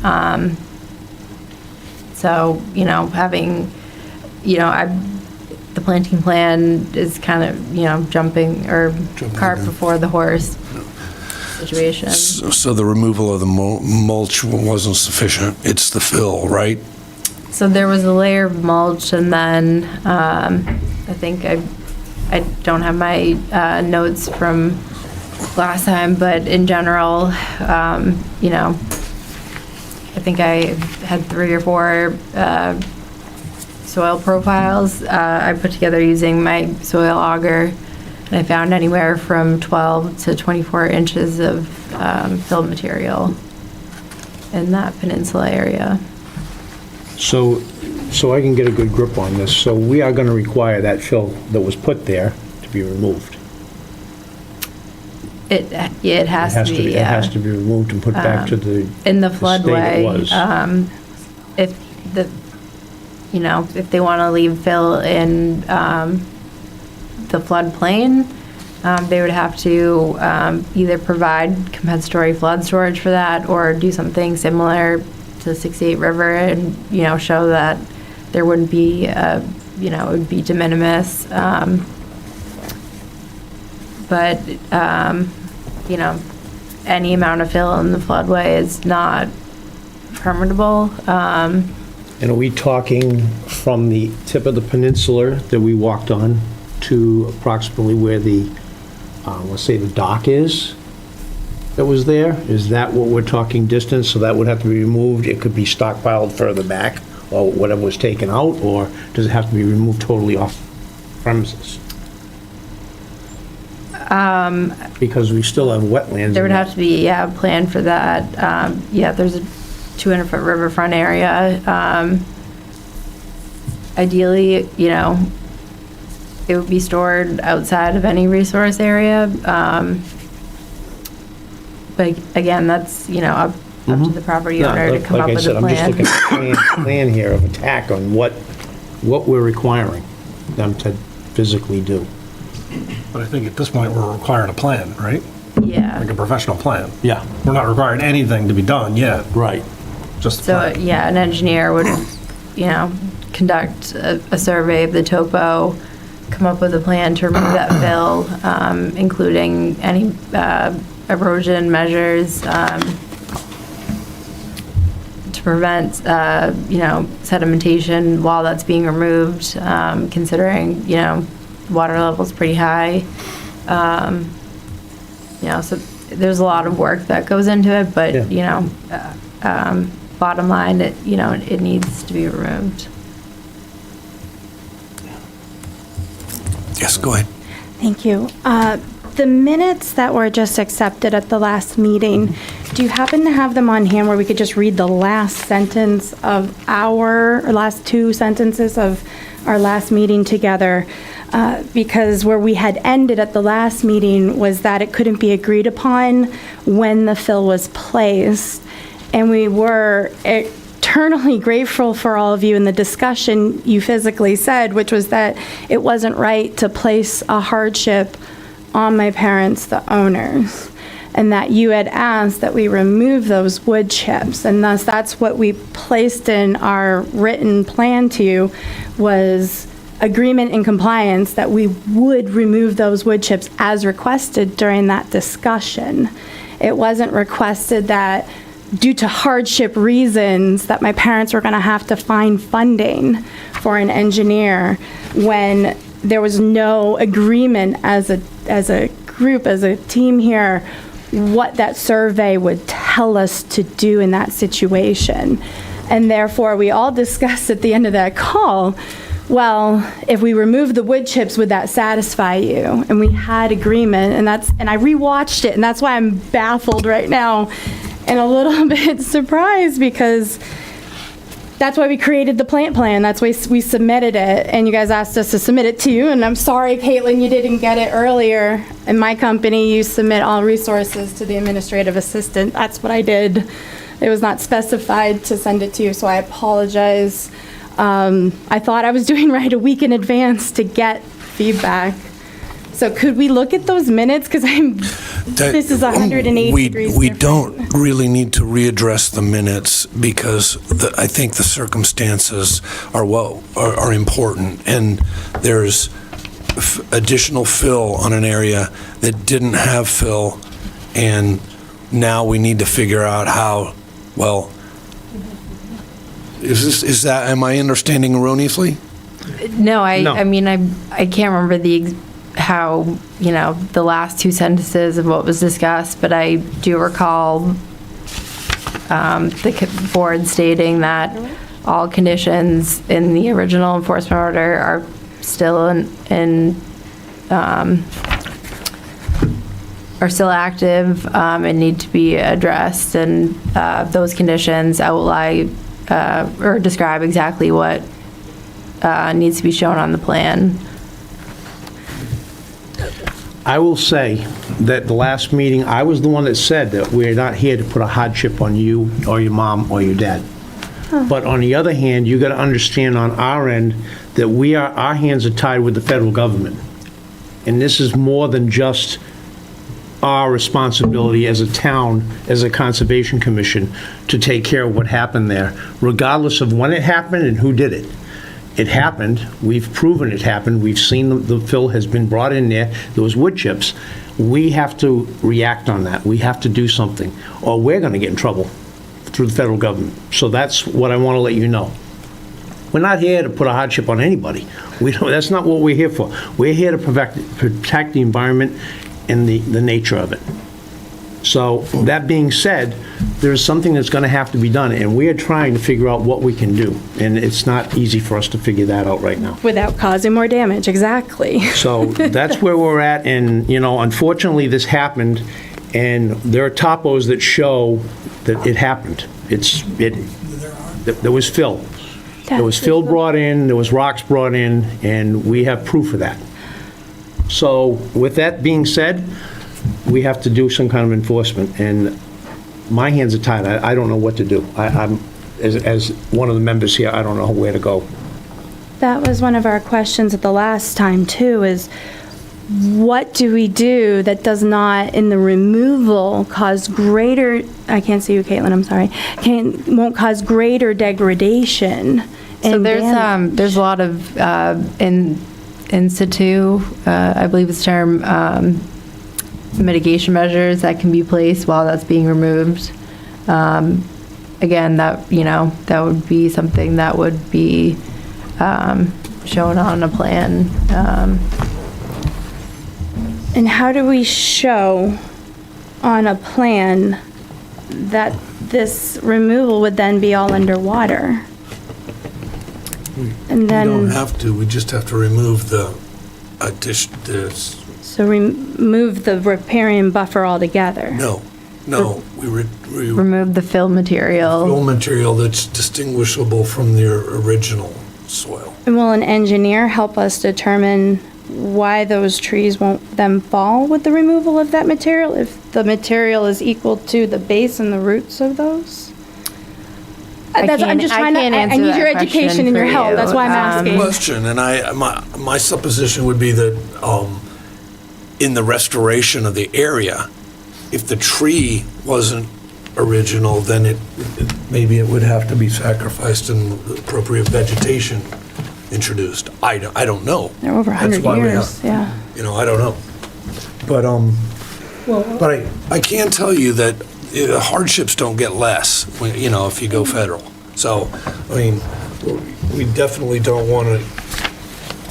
A couple things. Number one. You have to state your name. Linda Benton, 19 King Philip Trail.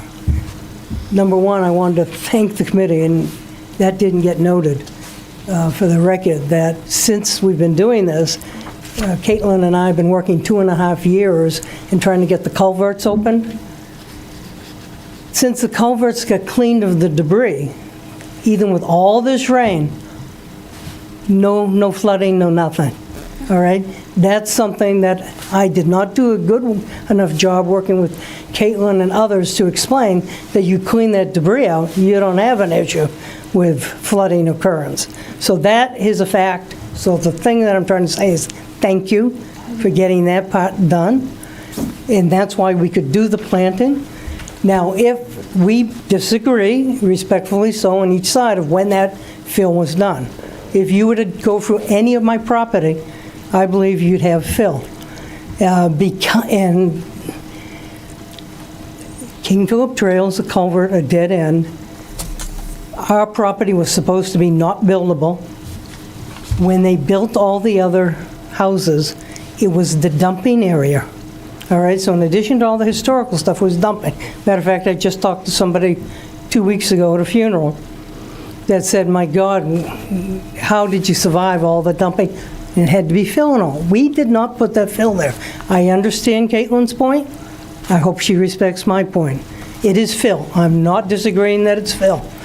I made the mistake of when I used that peninsula to clean water chestnuts. I spread the water chestnuts out, and I raked. So I raked a lot of it, and the fill shows. There's no fill that I've put there. But what I could do, and I think the DPW knows this well, I'm a good digger. I can dig up whatever Caitlin thinks is extra fill that she wants to get rid of. I personally don't want to pay for any engineer. I don't see why an engineer needs to be there. If you say this fill, mark where the fill is. I'll dig it up. I'll wheelbarrow it out. I'm perfectly capable. Just give me a little time to do it, that's all I mean. But I can remove the fill of whatever you say. I think it's been there for 50 years, but whatever. Probably 100 years. Whatever. And then we could get to the plant. We spent hundreds of hours doing the planting. I understand. So my recommendation is I'll take the fill out. I'm perfectly capable, Caitlin, and I think DPW and others that have seen me, I know how to shovel. I'll put them in the wheelbarrow. I'll take it up. I'll move it so it's over by my driveway. That should be off anybody's radar. And then I can help save some of those trees that have been there before me, way before me, and it would save the trees, and we went and found out all these trees and all these submittals are native, that do retention and everything else, and we've got pictures, we priced it, we did everything, but whatever. So my recommendation, short and sweet, I rake up all the mulch, whatever it is, and I'll dig out what other fill you think is there that you want me to get rid of. And I'm just going to say for the record, I did not put any fill there. And then I'll plant. And then it will be done. And then Done. Please wait. Please wait. He can Go talk. ahead. One second. Just want to add one thing. The fill that's there was a mill on that site that is no longer there. There was a park on that site. No, they don't know. Evidently, they know because just please. There's a park on that site with a racetrack and a carousel They know. and a whole bunch of other things. That's why we all of disagree. that. It's okay, he can talk. All of that. We're trying to say We don't want to upset you. I'm supposed to be good but these are facts which are being ignored. I'm sorry, but they're being ignored. The fact that all the flooding and all of the washout across that peninsula was caused by the blockage at the culvert. It didn't block for 40 years before that culvert got blocked. And as soon as the culvert was cleared, it stopped being flooded. That is an indication of something. Okay. I don't know what it should be, but that's a definite indication of something. All right, thank you. And the 24 inches would take away the peninsula. That peninsula has been there, and there's documentation in the historical committee's archives that says there was a fish ladder there that the Native Americans used. That means that those rocks were always been there. There was always a peninsula there. And to suddenly say that 24 inches would take away the peninsula. The peninsula is not 24 inches high. If they're disagreeing, they respectfully disagree. We respectfully disagree, but it's I can shovel 24 inches. It is illogical. I can shovel. Resolve it. Then we can just be done with it. We want to be done with it. Everybody Thank wants you. to be done with it. Thank We you, don't have to folks. keep on doing this. I can take out the fill manually. Well, don't do anything yet. So would it be possible to potentially find like a pro bono engineer so they can decide?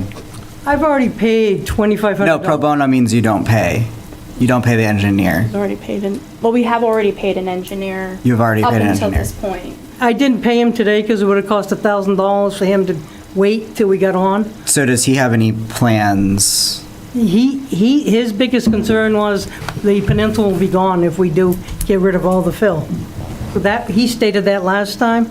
The trees that I tried to show you if this is the bottom of the tree, the trees here, you take out that fill, you're gonna, There's no tree left. there's no tree left. So has the engineer been in contact with Caitlin?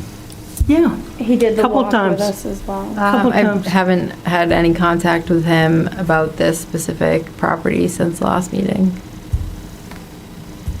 Rightly so, because we thought we were adhering to your request based off of the last meeting.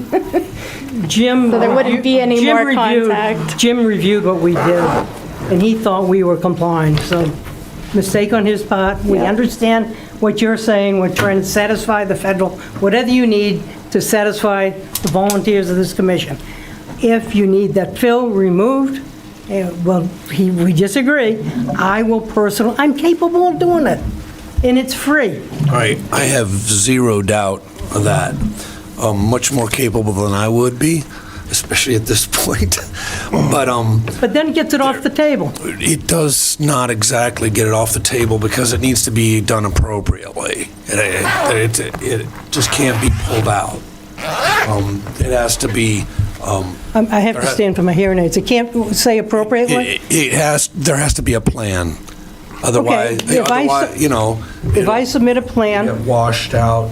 So Jim already said that if we took the fill out, it would wash out the peninsula. He said that last time. Then so be it. that's kind of nature. That's where I am. I'm sorry to I'm say in it, but so agreement. be it. You and I are 100% We are in agreement. requiring the fill to be removed, and if the peninsula goes bye-bye, then it goes bye-bye. I'm in agreement. I don't want to argue with you on that. I'm not. I don't want to see you digging and using a wheelbarrow either. I'm sorry, I know you're fully capable of it, but But no, I can't afford doing something different. Well, we have to come to an agreement here on something, but I can't see you. I'm in agreement with you. Let's get rid of the fill. So be it if the peninsula, I don't need the land. I'm not, You can, I understand less that. taxes. I understand. Nobody here, Yep. Ev and I don't give a darn about the It land. would have to be done with, like Adam's saying, you'd have to probably put straw wattle around the outside edge so that nothing's going to cascade or fall into the existing She pond. has that in her proposal. And those things have to be done appropriately, and The right areas and the right size. We know how to do that. We've got that all in our proposal So that we wait. submitted. So if you received a plan to remove that, and then we remove that, would this be done? Because we all just want this But- to be done. But will it have all of the details that we need, and it will be done by a professional engineer, or will it be done by you? Well, if you just mentioned that there are pre-existing pro bono engineers out there, if anybody knows any that we could get somebody that would satisfy the plan that you need, we'll do it. because there are some places there that might only be 2 inches of fill, and then there's some places that's 12 inches. So That's what we don't You know. follow what I'm saying? And we don't know where those areas are, and you don't know. And we don't want your mom removing 12 inches from an area that only had 2 inches. But we would have had that So- today had we Understood. understood and our engineer had understood after rewatching the recording of the last meeting. Well, I think you So we'll guys need understand this is a lot deeper. More than- time. It's 'Cause- time-consuming, and it's a lot more, Nuanced? yes. So the fill, let me understand, Caitlin. The fill, you can show me what you want. Could you walk it with me and show me what I would prefer not to do it. That's I am capable. Inappropriate for me to do, and also I can do it. already have a job. Yeah, we can't, to put it frankly, as a committee, we I don't have can't the do time. that. Yeah. We can't. Well, if I You know? dig until I see different colored, whatever you want, I just can wanna do remind- it. there's I can't a afford an cease and engineer, Caitlin. desist, Yeah, you- in place. I can get rid of the fill. I don't know what Can you the wait a issue second, is. please? Yep, but you can't do it How are we? as a homeowner. You Are can't do you it as a able to homeowner. give a list of requirements that you would want the engineer to satisfy? Because I'm So petrified. the enforcement order we're that gonna was sent come certified back. mail has everything listed. I can send you, I'll email you a copy in case you So we're- lost the okay, original so we're back- one, okay, good. and So it we're back has to the original. All the details I that you want need. to know because coming today, it's a very different ask here than the last meeting. And I just don't want to come back again and waste everyone's time having another surprise or having to come back and redo something a third time. When I No. sincerely thought we were coming here. in Yeah, the I right- thought we were satisfying it. Luckily, the dam has been taken care of where now you can work on it. You can work on. It's a this, big because difference not Before being you wouldn't have been able underwater. to, it would have been underwater. Yes. So you've got that opportunity, you need to take action on that. And just go to the enforcement order and see if you can find an engineer that will work with you at the least cost. I don't understand why it has to be an engineer. Because we can't, you're not an engineer, and we can't accept what you're gonna go there and dig a spoonful there and a shovelful there and a bucketful. You don't know what's what. An engineer does. And Caitlin did what she has to do to Jim determine. did what he thought, too. Jim just walked around with us. No, that was his third time. Well, That was his third time. yep. So, I mean, I paid already Jim to do that. He can count, if I have Jim one more time go around and designate the areas, is that good enough? With the plan. With the that plan? matches the designation. He can do think that. What we're looking to do is to restore wetlands and areas to what they were originally. And, What's original? no. What's original? So an engineer could clarify that. Yes, and an engineer would be able to, they've done the projects before. They would know the details on how to do it. And I'm really, really sorry, but there's not a homeowner with that knowledge who's not an engineer in this. I mean, I'm not a dumb guy, but I wouldn't try to do this myself to restore a wetlands. Well, I am going to do it. So if I need an engineer to tell me 6 inches there and 10 inches there, that's fine. But I'm not going to try and get equipment down there that would destroy more of the property. Because what you guys you may understand, is I can't even understand in my slightest idea why I'd put fill there, or why anybody would. Because why would somebody want the land? Why would you put it there? Makes no sense. I think leaning on what Al spoke of last time is we're trying not to put a hardship on you. And the way that we can help you with that is maybe the new plan that is developed by a professional engineer will be able to tell us that there's minimal fill to remove. We don't know that until we have that plan. And I think that's the baseline, right, of what we're talking about. Yes. Caitlin did do some digging. Yeah. I was there with her, and Exactly. there is spots that we found 12 inches of fill. There is. Again, there's spots that there was no fill or there was 2 inches of fill. So it has to be just determined, and we're not saying all the fill will be removed, but 90% of it or 85% of it will be removed without damaging the underneath portion of that peninsula, which still has roots in there. There's still rocks and stuff underneath there, and roots and tree and vegetation. That's why we know there's fill, because when I was digging with Caitlin, we could find fill, and then we went to roots and vegetation. Vegetation doesn't grow underneath fill. Somebody had to have covered it up. And you want to say you didn't do it, that's fine, you didn't do it, but somebody did. And unfortunately, you own the property, and it's got to be fixed. So we need a timeline. So- We need a Yeah. timeline that will be appropriate for us to find the right situation, to make the plan, and we need a little bit of a grace period here, please. Caitlin, do you have any input on the timeline? 60 days, 90 days? Don't come back with This is a particularly difficult site, given the fact that it's the inlet Caitlin, I'm to sorry, Highland Lake. I can't hear her. I have two It's the hearing aids. inlet to Highland Lake.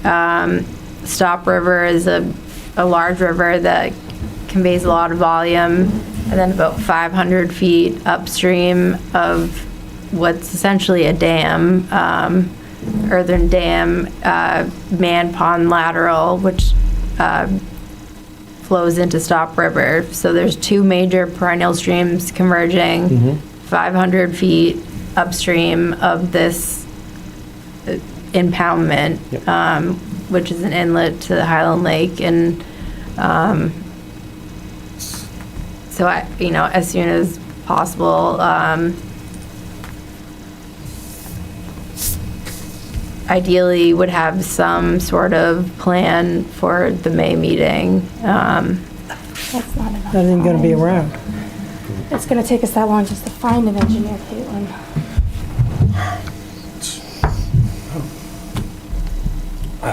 I would say do as much as you can in the next 30 days for our next meeting. Come in and bring us an update on what you have done, what you have found.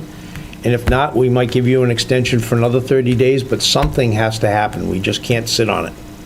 Well, we're not saying we're gonna sit on Besides it. Mom going out and shoveling her brains out because we've got a cease and desist on this Yeah, as well. I haven't even picked So, up a leaf. I'm just saying, you got to remember that we have that cease and desist. Yeah, I told so you I haven't done a thing. You can't do that either. I haven't And even we picked up a have- water chestnut. We have respected that. And I'm not saying you That's have. why- So, No, just a reminder.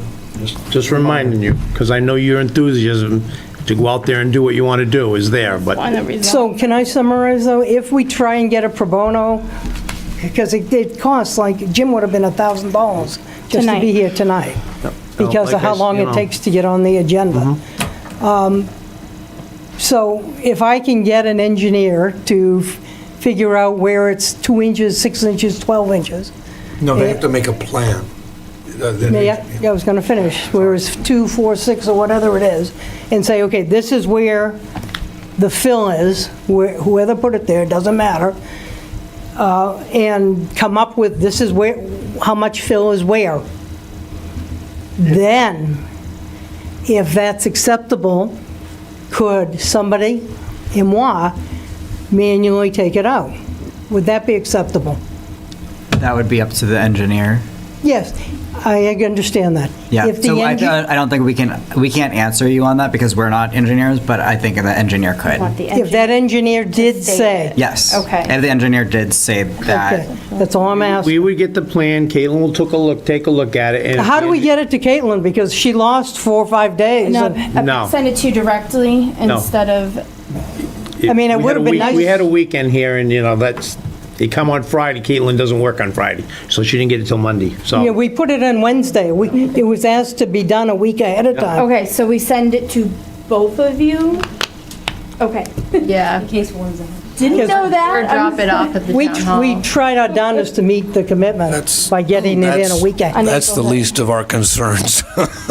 Well, we did We do a could have lot to had get. feedback and not wasted your time I tonight. wasn't disparaging anyone. Well, please don't, because we did do a lot of work Oh, I to make wouldn't sure we think of it. But, do this. I- Can you at least, do I have to have an engineer review this too? Because she knows everything there is to know about natural plants and everything. Well, that was my other question is who determined what plants to, that's Caitlin's job. Yeah. To determine what plants or what we want put back. And we gave you a detailed analysis of each plant.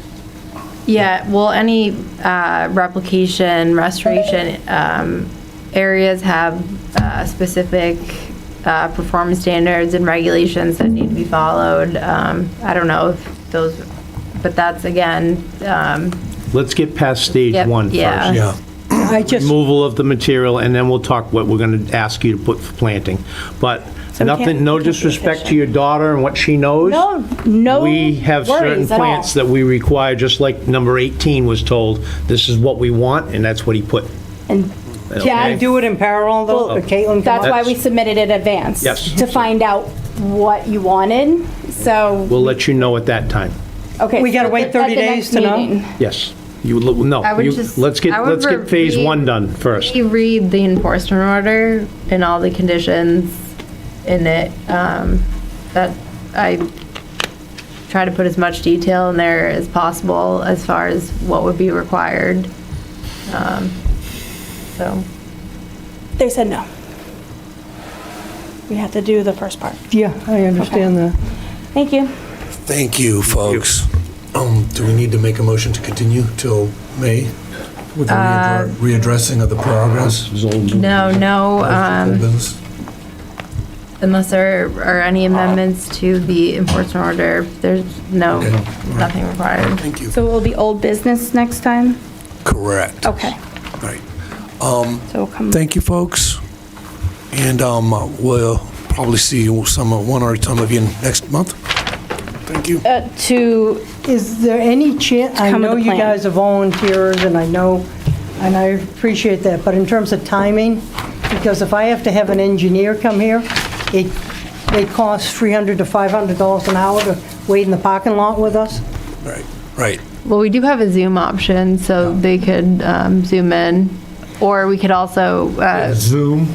schedule That's a acceptable. specific time. Sure. The Zoom, okay. Okay, because we were just waiting in the parking lot today, and Yeah. Yeah, it's hard for us to give you an actual time because things run longer than others, so. Okay. okay. Thank you. Thanks, you. everybody. Thank you. Have a good And night, thank you for folks. doing the Thank you. culvert. Your sign-in sheet. There. Thank you. All right. We are on Clark Street, MCI Norfolk. So they submitted a underground storage tank closure report, which I need to review, and then coordinate with Riverhawk as far as additional work or that may be needed. And at the last meeting, we discussed having something prepared for the May meeting, which, as far as I know, they're on schedule for. So just a quick update on that. And I did, the USD closure report didn't have any additional action items from DEP as far as mitigating the source of the oil. So there won't be any additional fuel oil into the groundwater or soil, which is good. Excellent. And Is there anyone else who would like to speak tonight concerning another subject that has not been covered? Yes. Go, you here first, go ahead. You sure? Yep. Okay.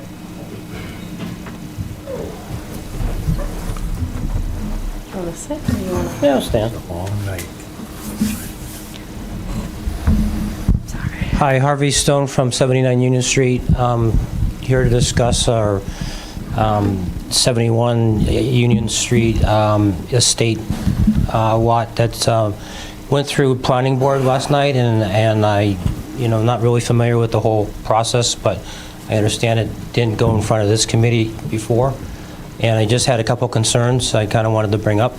so being as that's not an agenda item, it would be inappropriate to discuss that project. We don't even have an application in front of the board currently. I think that's what he's looking for.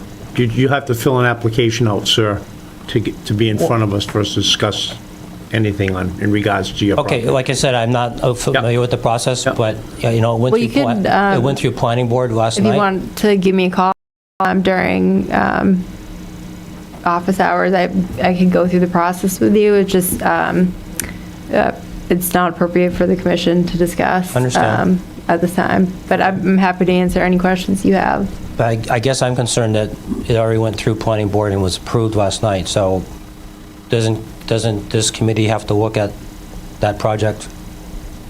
No. No. We're just concerned with wetlands, sir. Well, it's backed up to wetlands, and it's... Again, you have to fill an application out to get them come in front of us. Even though I'm not the landowner? Okay, I can do that. Donna wants to speak Sounds like back May there. 8th. Donna's itching to say something behind you. Oh, and somebody left their glasses from the first discussion. Oh. Thank you. I can't remember that far back. Hi, Donna Jones. Just as an observer of the planning board meeting, the applicant was at 71, and these neighbors had concerns about the wetlands. The planning board said, our jurisdiction is only to determine if this should allow an estate lot. If you have concerns about the wetlands in the area, go to the Conservation Commission. So I assume it would be the 71 Union Street people that would need the application. That is correct. However, if you have any questions on the process, I can answer. You can give me a call or send me an email, and I can answer any of those questions for you. But that's not something the commission can discuss. Does every house that is near wetlands have to go through this process though with your committee? I mean, they back up next to Stony Brook, and Stony Brook is water. That depends on how far away. Yeah, there's a lot of factors that go into that. I'm not sure I can answer that question completely right now. I think the best reassurance we can give you is we're not going to ignore it, and we'll do whatever we can to address it. Am I correct on that? You're going to keep an eye on that property and make sure that it's in compliance with? Well, any new builds in town gets routed for my approval. So if I see something, I'll make note of it and follow up with them. Thank you so much. Thank you. Sir, you've been so patient tonight. You're going to have to fill out a permit, sir. We're so close. You do deserve some sort of reward. Craig Yonchich, 104 Cleveland Street. We've new build, new construction. It's pretty much done. We've got an order of conditions I've been working with Caitlin on. We're going to wrap that all up. So I'm here for two reasons. One is in the order of conditions, it asks for a marker along the boundaries every 125 feet. And so Caitlin and I were discussing, like, well, really, what is it? And so there doesn't seem to be anything exactly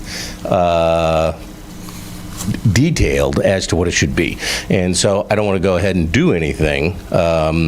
I don't know if you've got them, but I sent some links to a bunch of websites that have signage. And so I just thought, if this is a requirement moving forward, that maybe the town wants to standardize on some particular sign.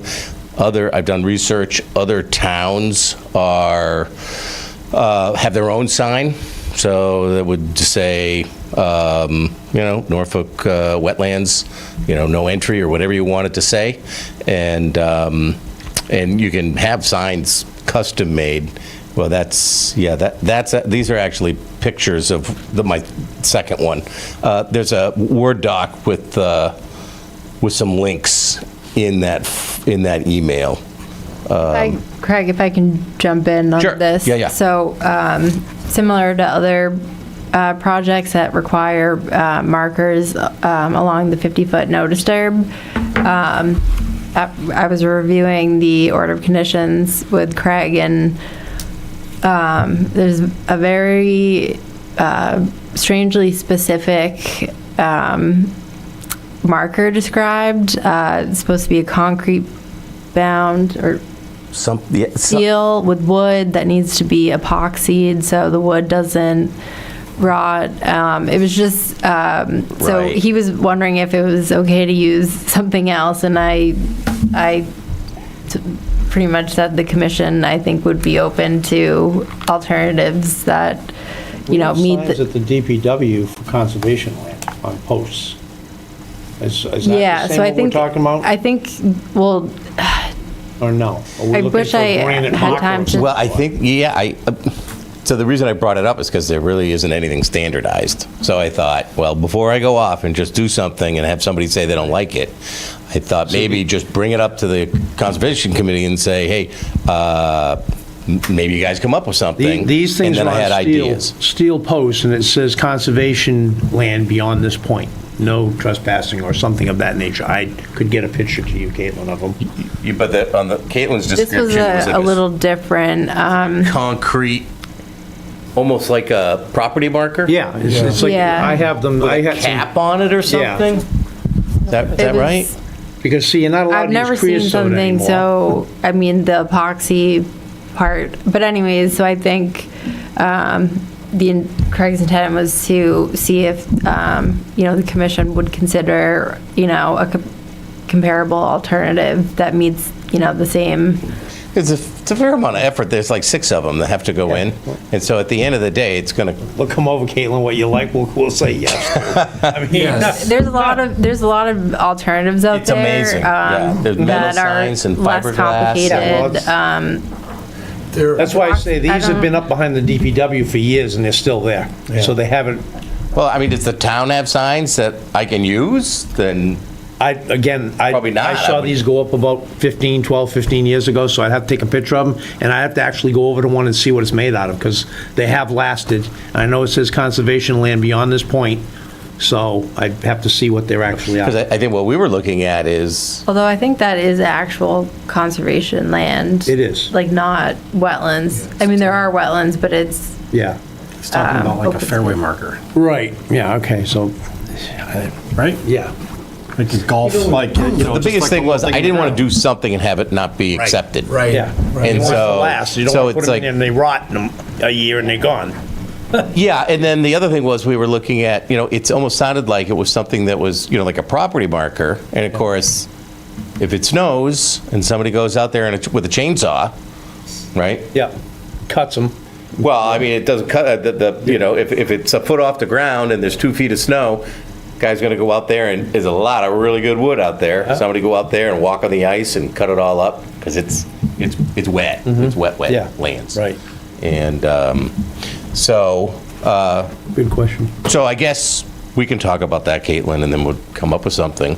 And then the second thing is, if you look at some of these pictures, the house is, I guess, whatever the distance is, 50 feet from, or the wetlands border, the property, there we go.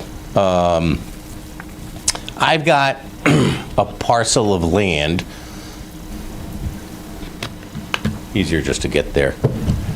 On the back side of the house, this is actually the front yard. Sorry. No, it's okay.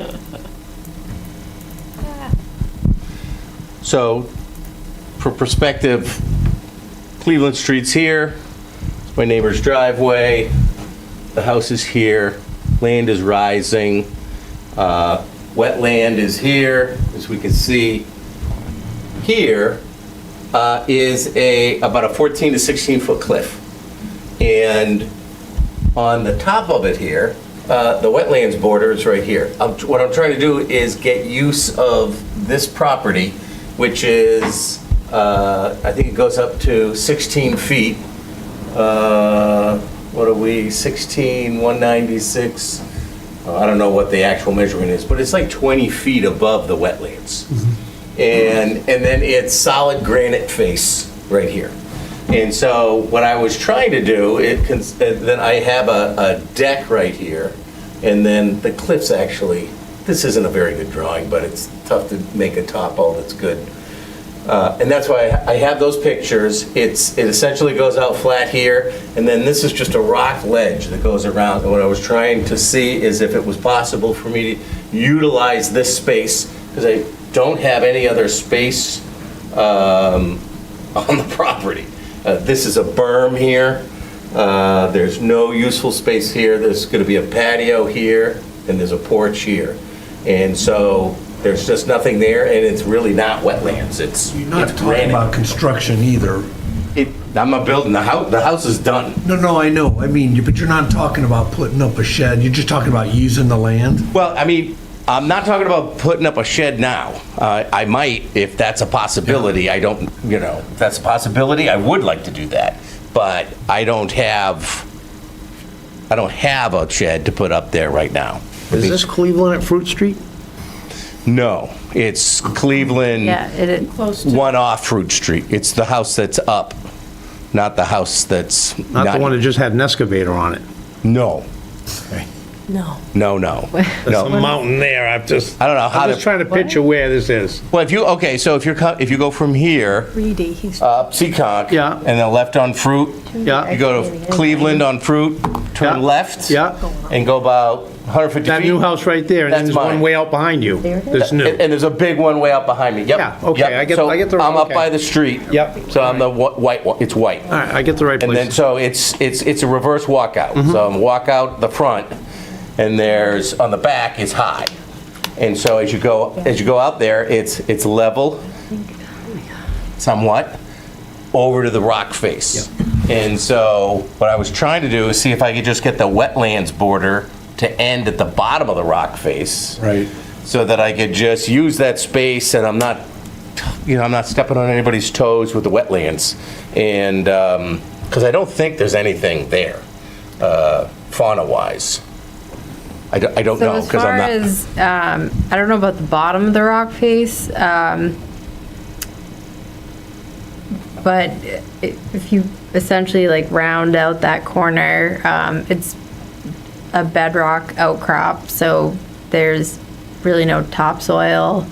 There's some, small pines hanging on If for you- dear if you wanna life pull those that, pictures up, as we soon can as see their roots everything she's talking about. outgrow the pictures you limited, had up before. Yeah. sand that's there, they'll topple over. What's he asking, what's he asking for? What we? So, based on that plan, it looks like there's a gradual slope down to the wetlands. Yes. So, the commission at the time said, oh, well, let's protect, the 50-foot buffer zone, not so here- realizing that, there's actually a cliff there, and that portion of the 50-foot isn't really providing any benefits as outlined in the bylaw. Okay. Wetland marker, 20-foot cliff. So, Yep. That's why I asked you where it is, because I know what you're talking about. I was standing on that. Yeah, okay. I've been there, so. So that's what I'm trying to, so here you have some stairs that come along right on the border. This is a deck, and then this will be a patio.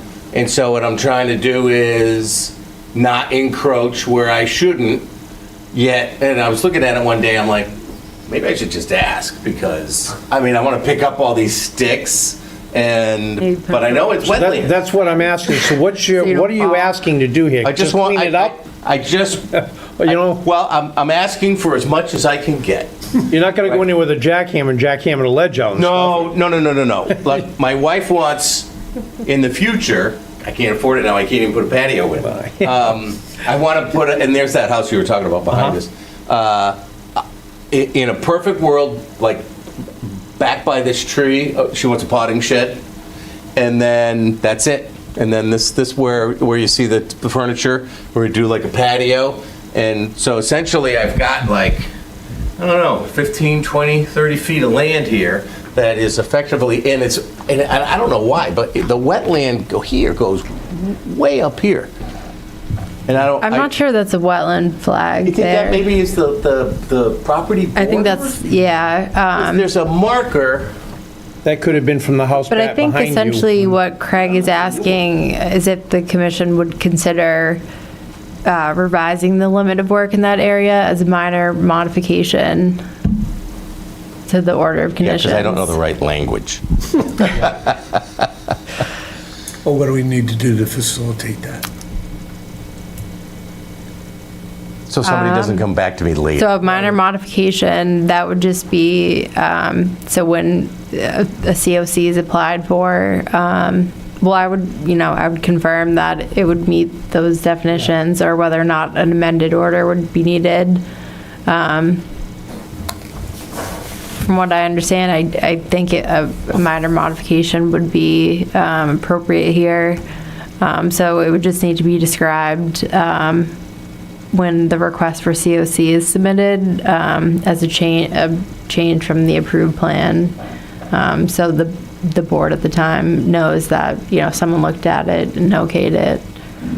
Because those trees are grown in ledge. They had to hammer through that ledge to put the driveway in for out back.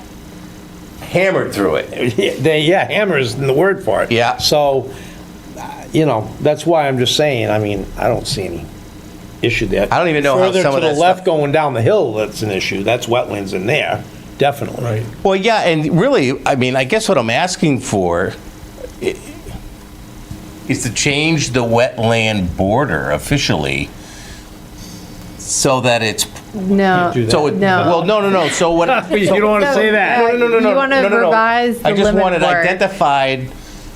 So if you all go away, and somebody comes over to my house and says, "Oh, hey, whoa, what's this?" Right. That it's all laid out correctly on a plan. And Caitlin will have to go out, she'll go out there and look at it and she'll revise, like you said, the limit of work to include a little bit further into that area. Okay. And that would protect you from anyone else coming back, you've got this, Right. And because if you see it, it's really not a lot, but what it does is the little bit there just kills what little I have there. Yeah. And it's really, I mean, like I said, it's like 20 feet above the... I was always wondering how you're gonna have a backyard or a side yard, because there isn't much room there. I got a big porch. And you got your neighbor's driveway to look at. And I got, well, what we did is we took all the soil. Yeah. And I worked with the neighbor, and we built an extension, where they went through his granite? Mm-hmm. And it was like a V shape? Yes. What we did is we just extended that V down the side of his driveway, which he was all for. So he said, the less I have to look at your house, the better. Yes. And, but I got to figure out what to do with that, because it's a berm, I gotta put something on there. Yes, it's gonna wash away with the heavy rains. I'm surprised it hasn't already. Well, actually, I am too. It's like rock solid there, other than silt, And so I'm working with my builder. We're gonna do some mitigation, some water mitigation there. So that's it. That's all I was trying to do, is figure out the right way to put those signs out so it was good for the future, and whether or not we could, use that space, maybe put a shed away from the house back towards the neighbor's house. All seems reasonable to me. Yep, work with Caitlin, and we'll converge on that next time you come to get the... All right. All right, You'll see. so Caitlin, then you and I can just talk offline and just figure out what you want and what's the right way to go about it. Yeah. And then we just bring it back later, I'm assuming. Okay, perfect. All right, thank you. Thank you very Sorry much. for the Appreciate wait. it. 10 past 10. What? Any any other business? Yeah, the only business I got Apparently I gotta go to Fruit Street tomorrow. Sorry. And Pond Street and... You're all over the place. I just love giving you more work. No. Well, I know the I'm area. gonna have to get some Tums on the way home. I will accept a motion to close the meeting. So moved. Seconded. All in favor? Aye. Aye. Opposed? Meeting is closed.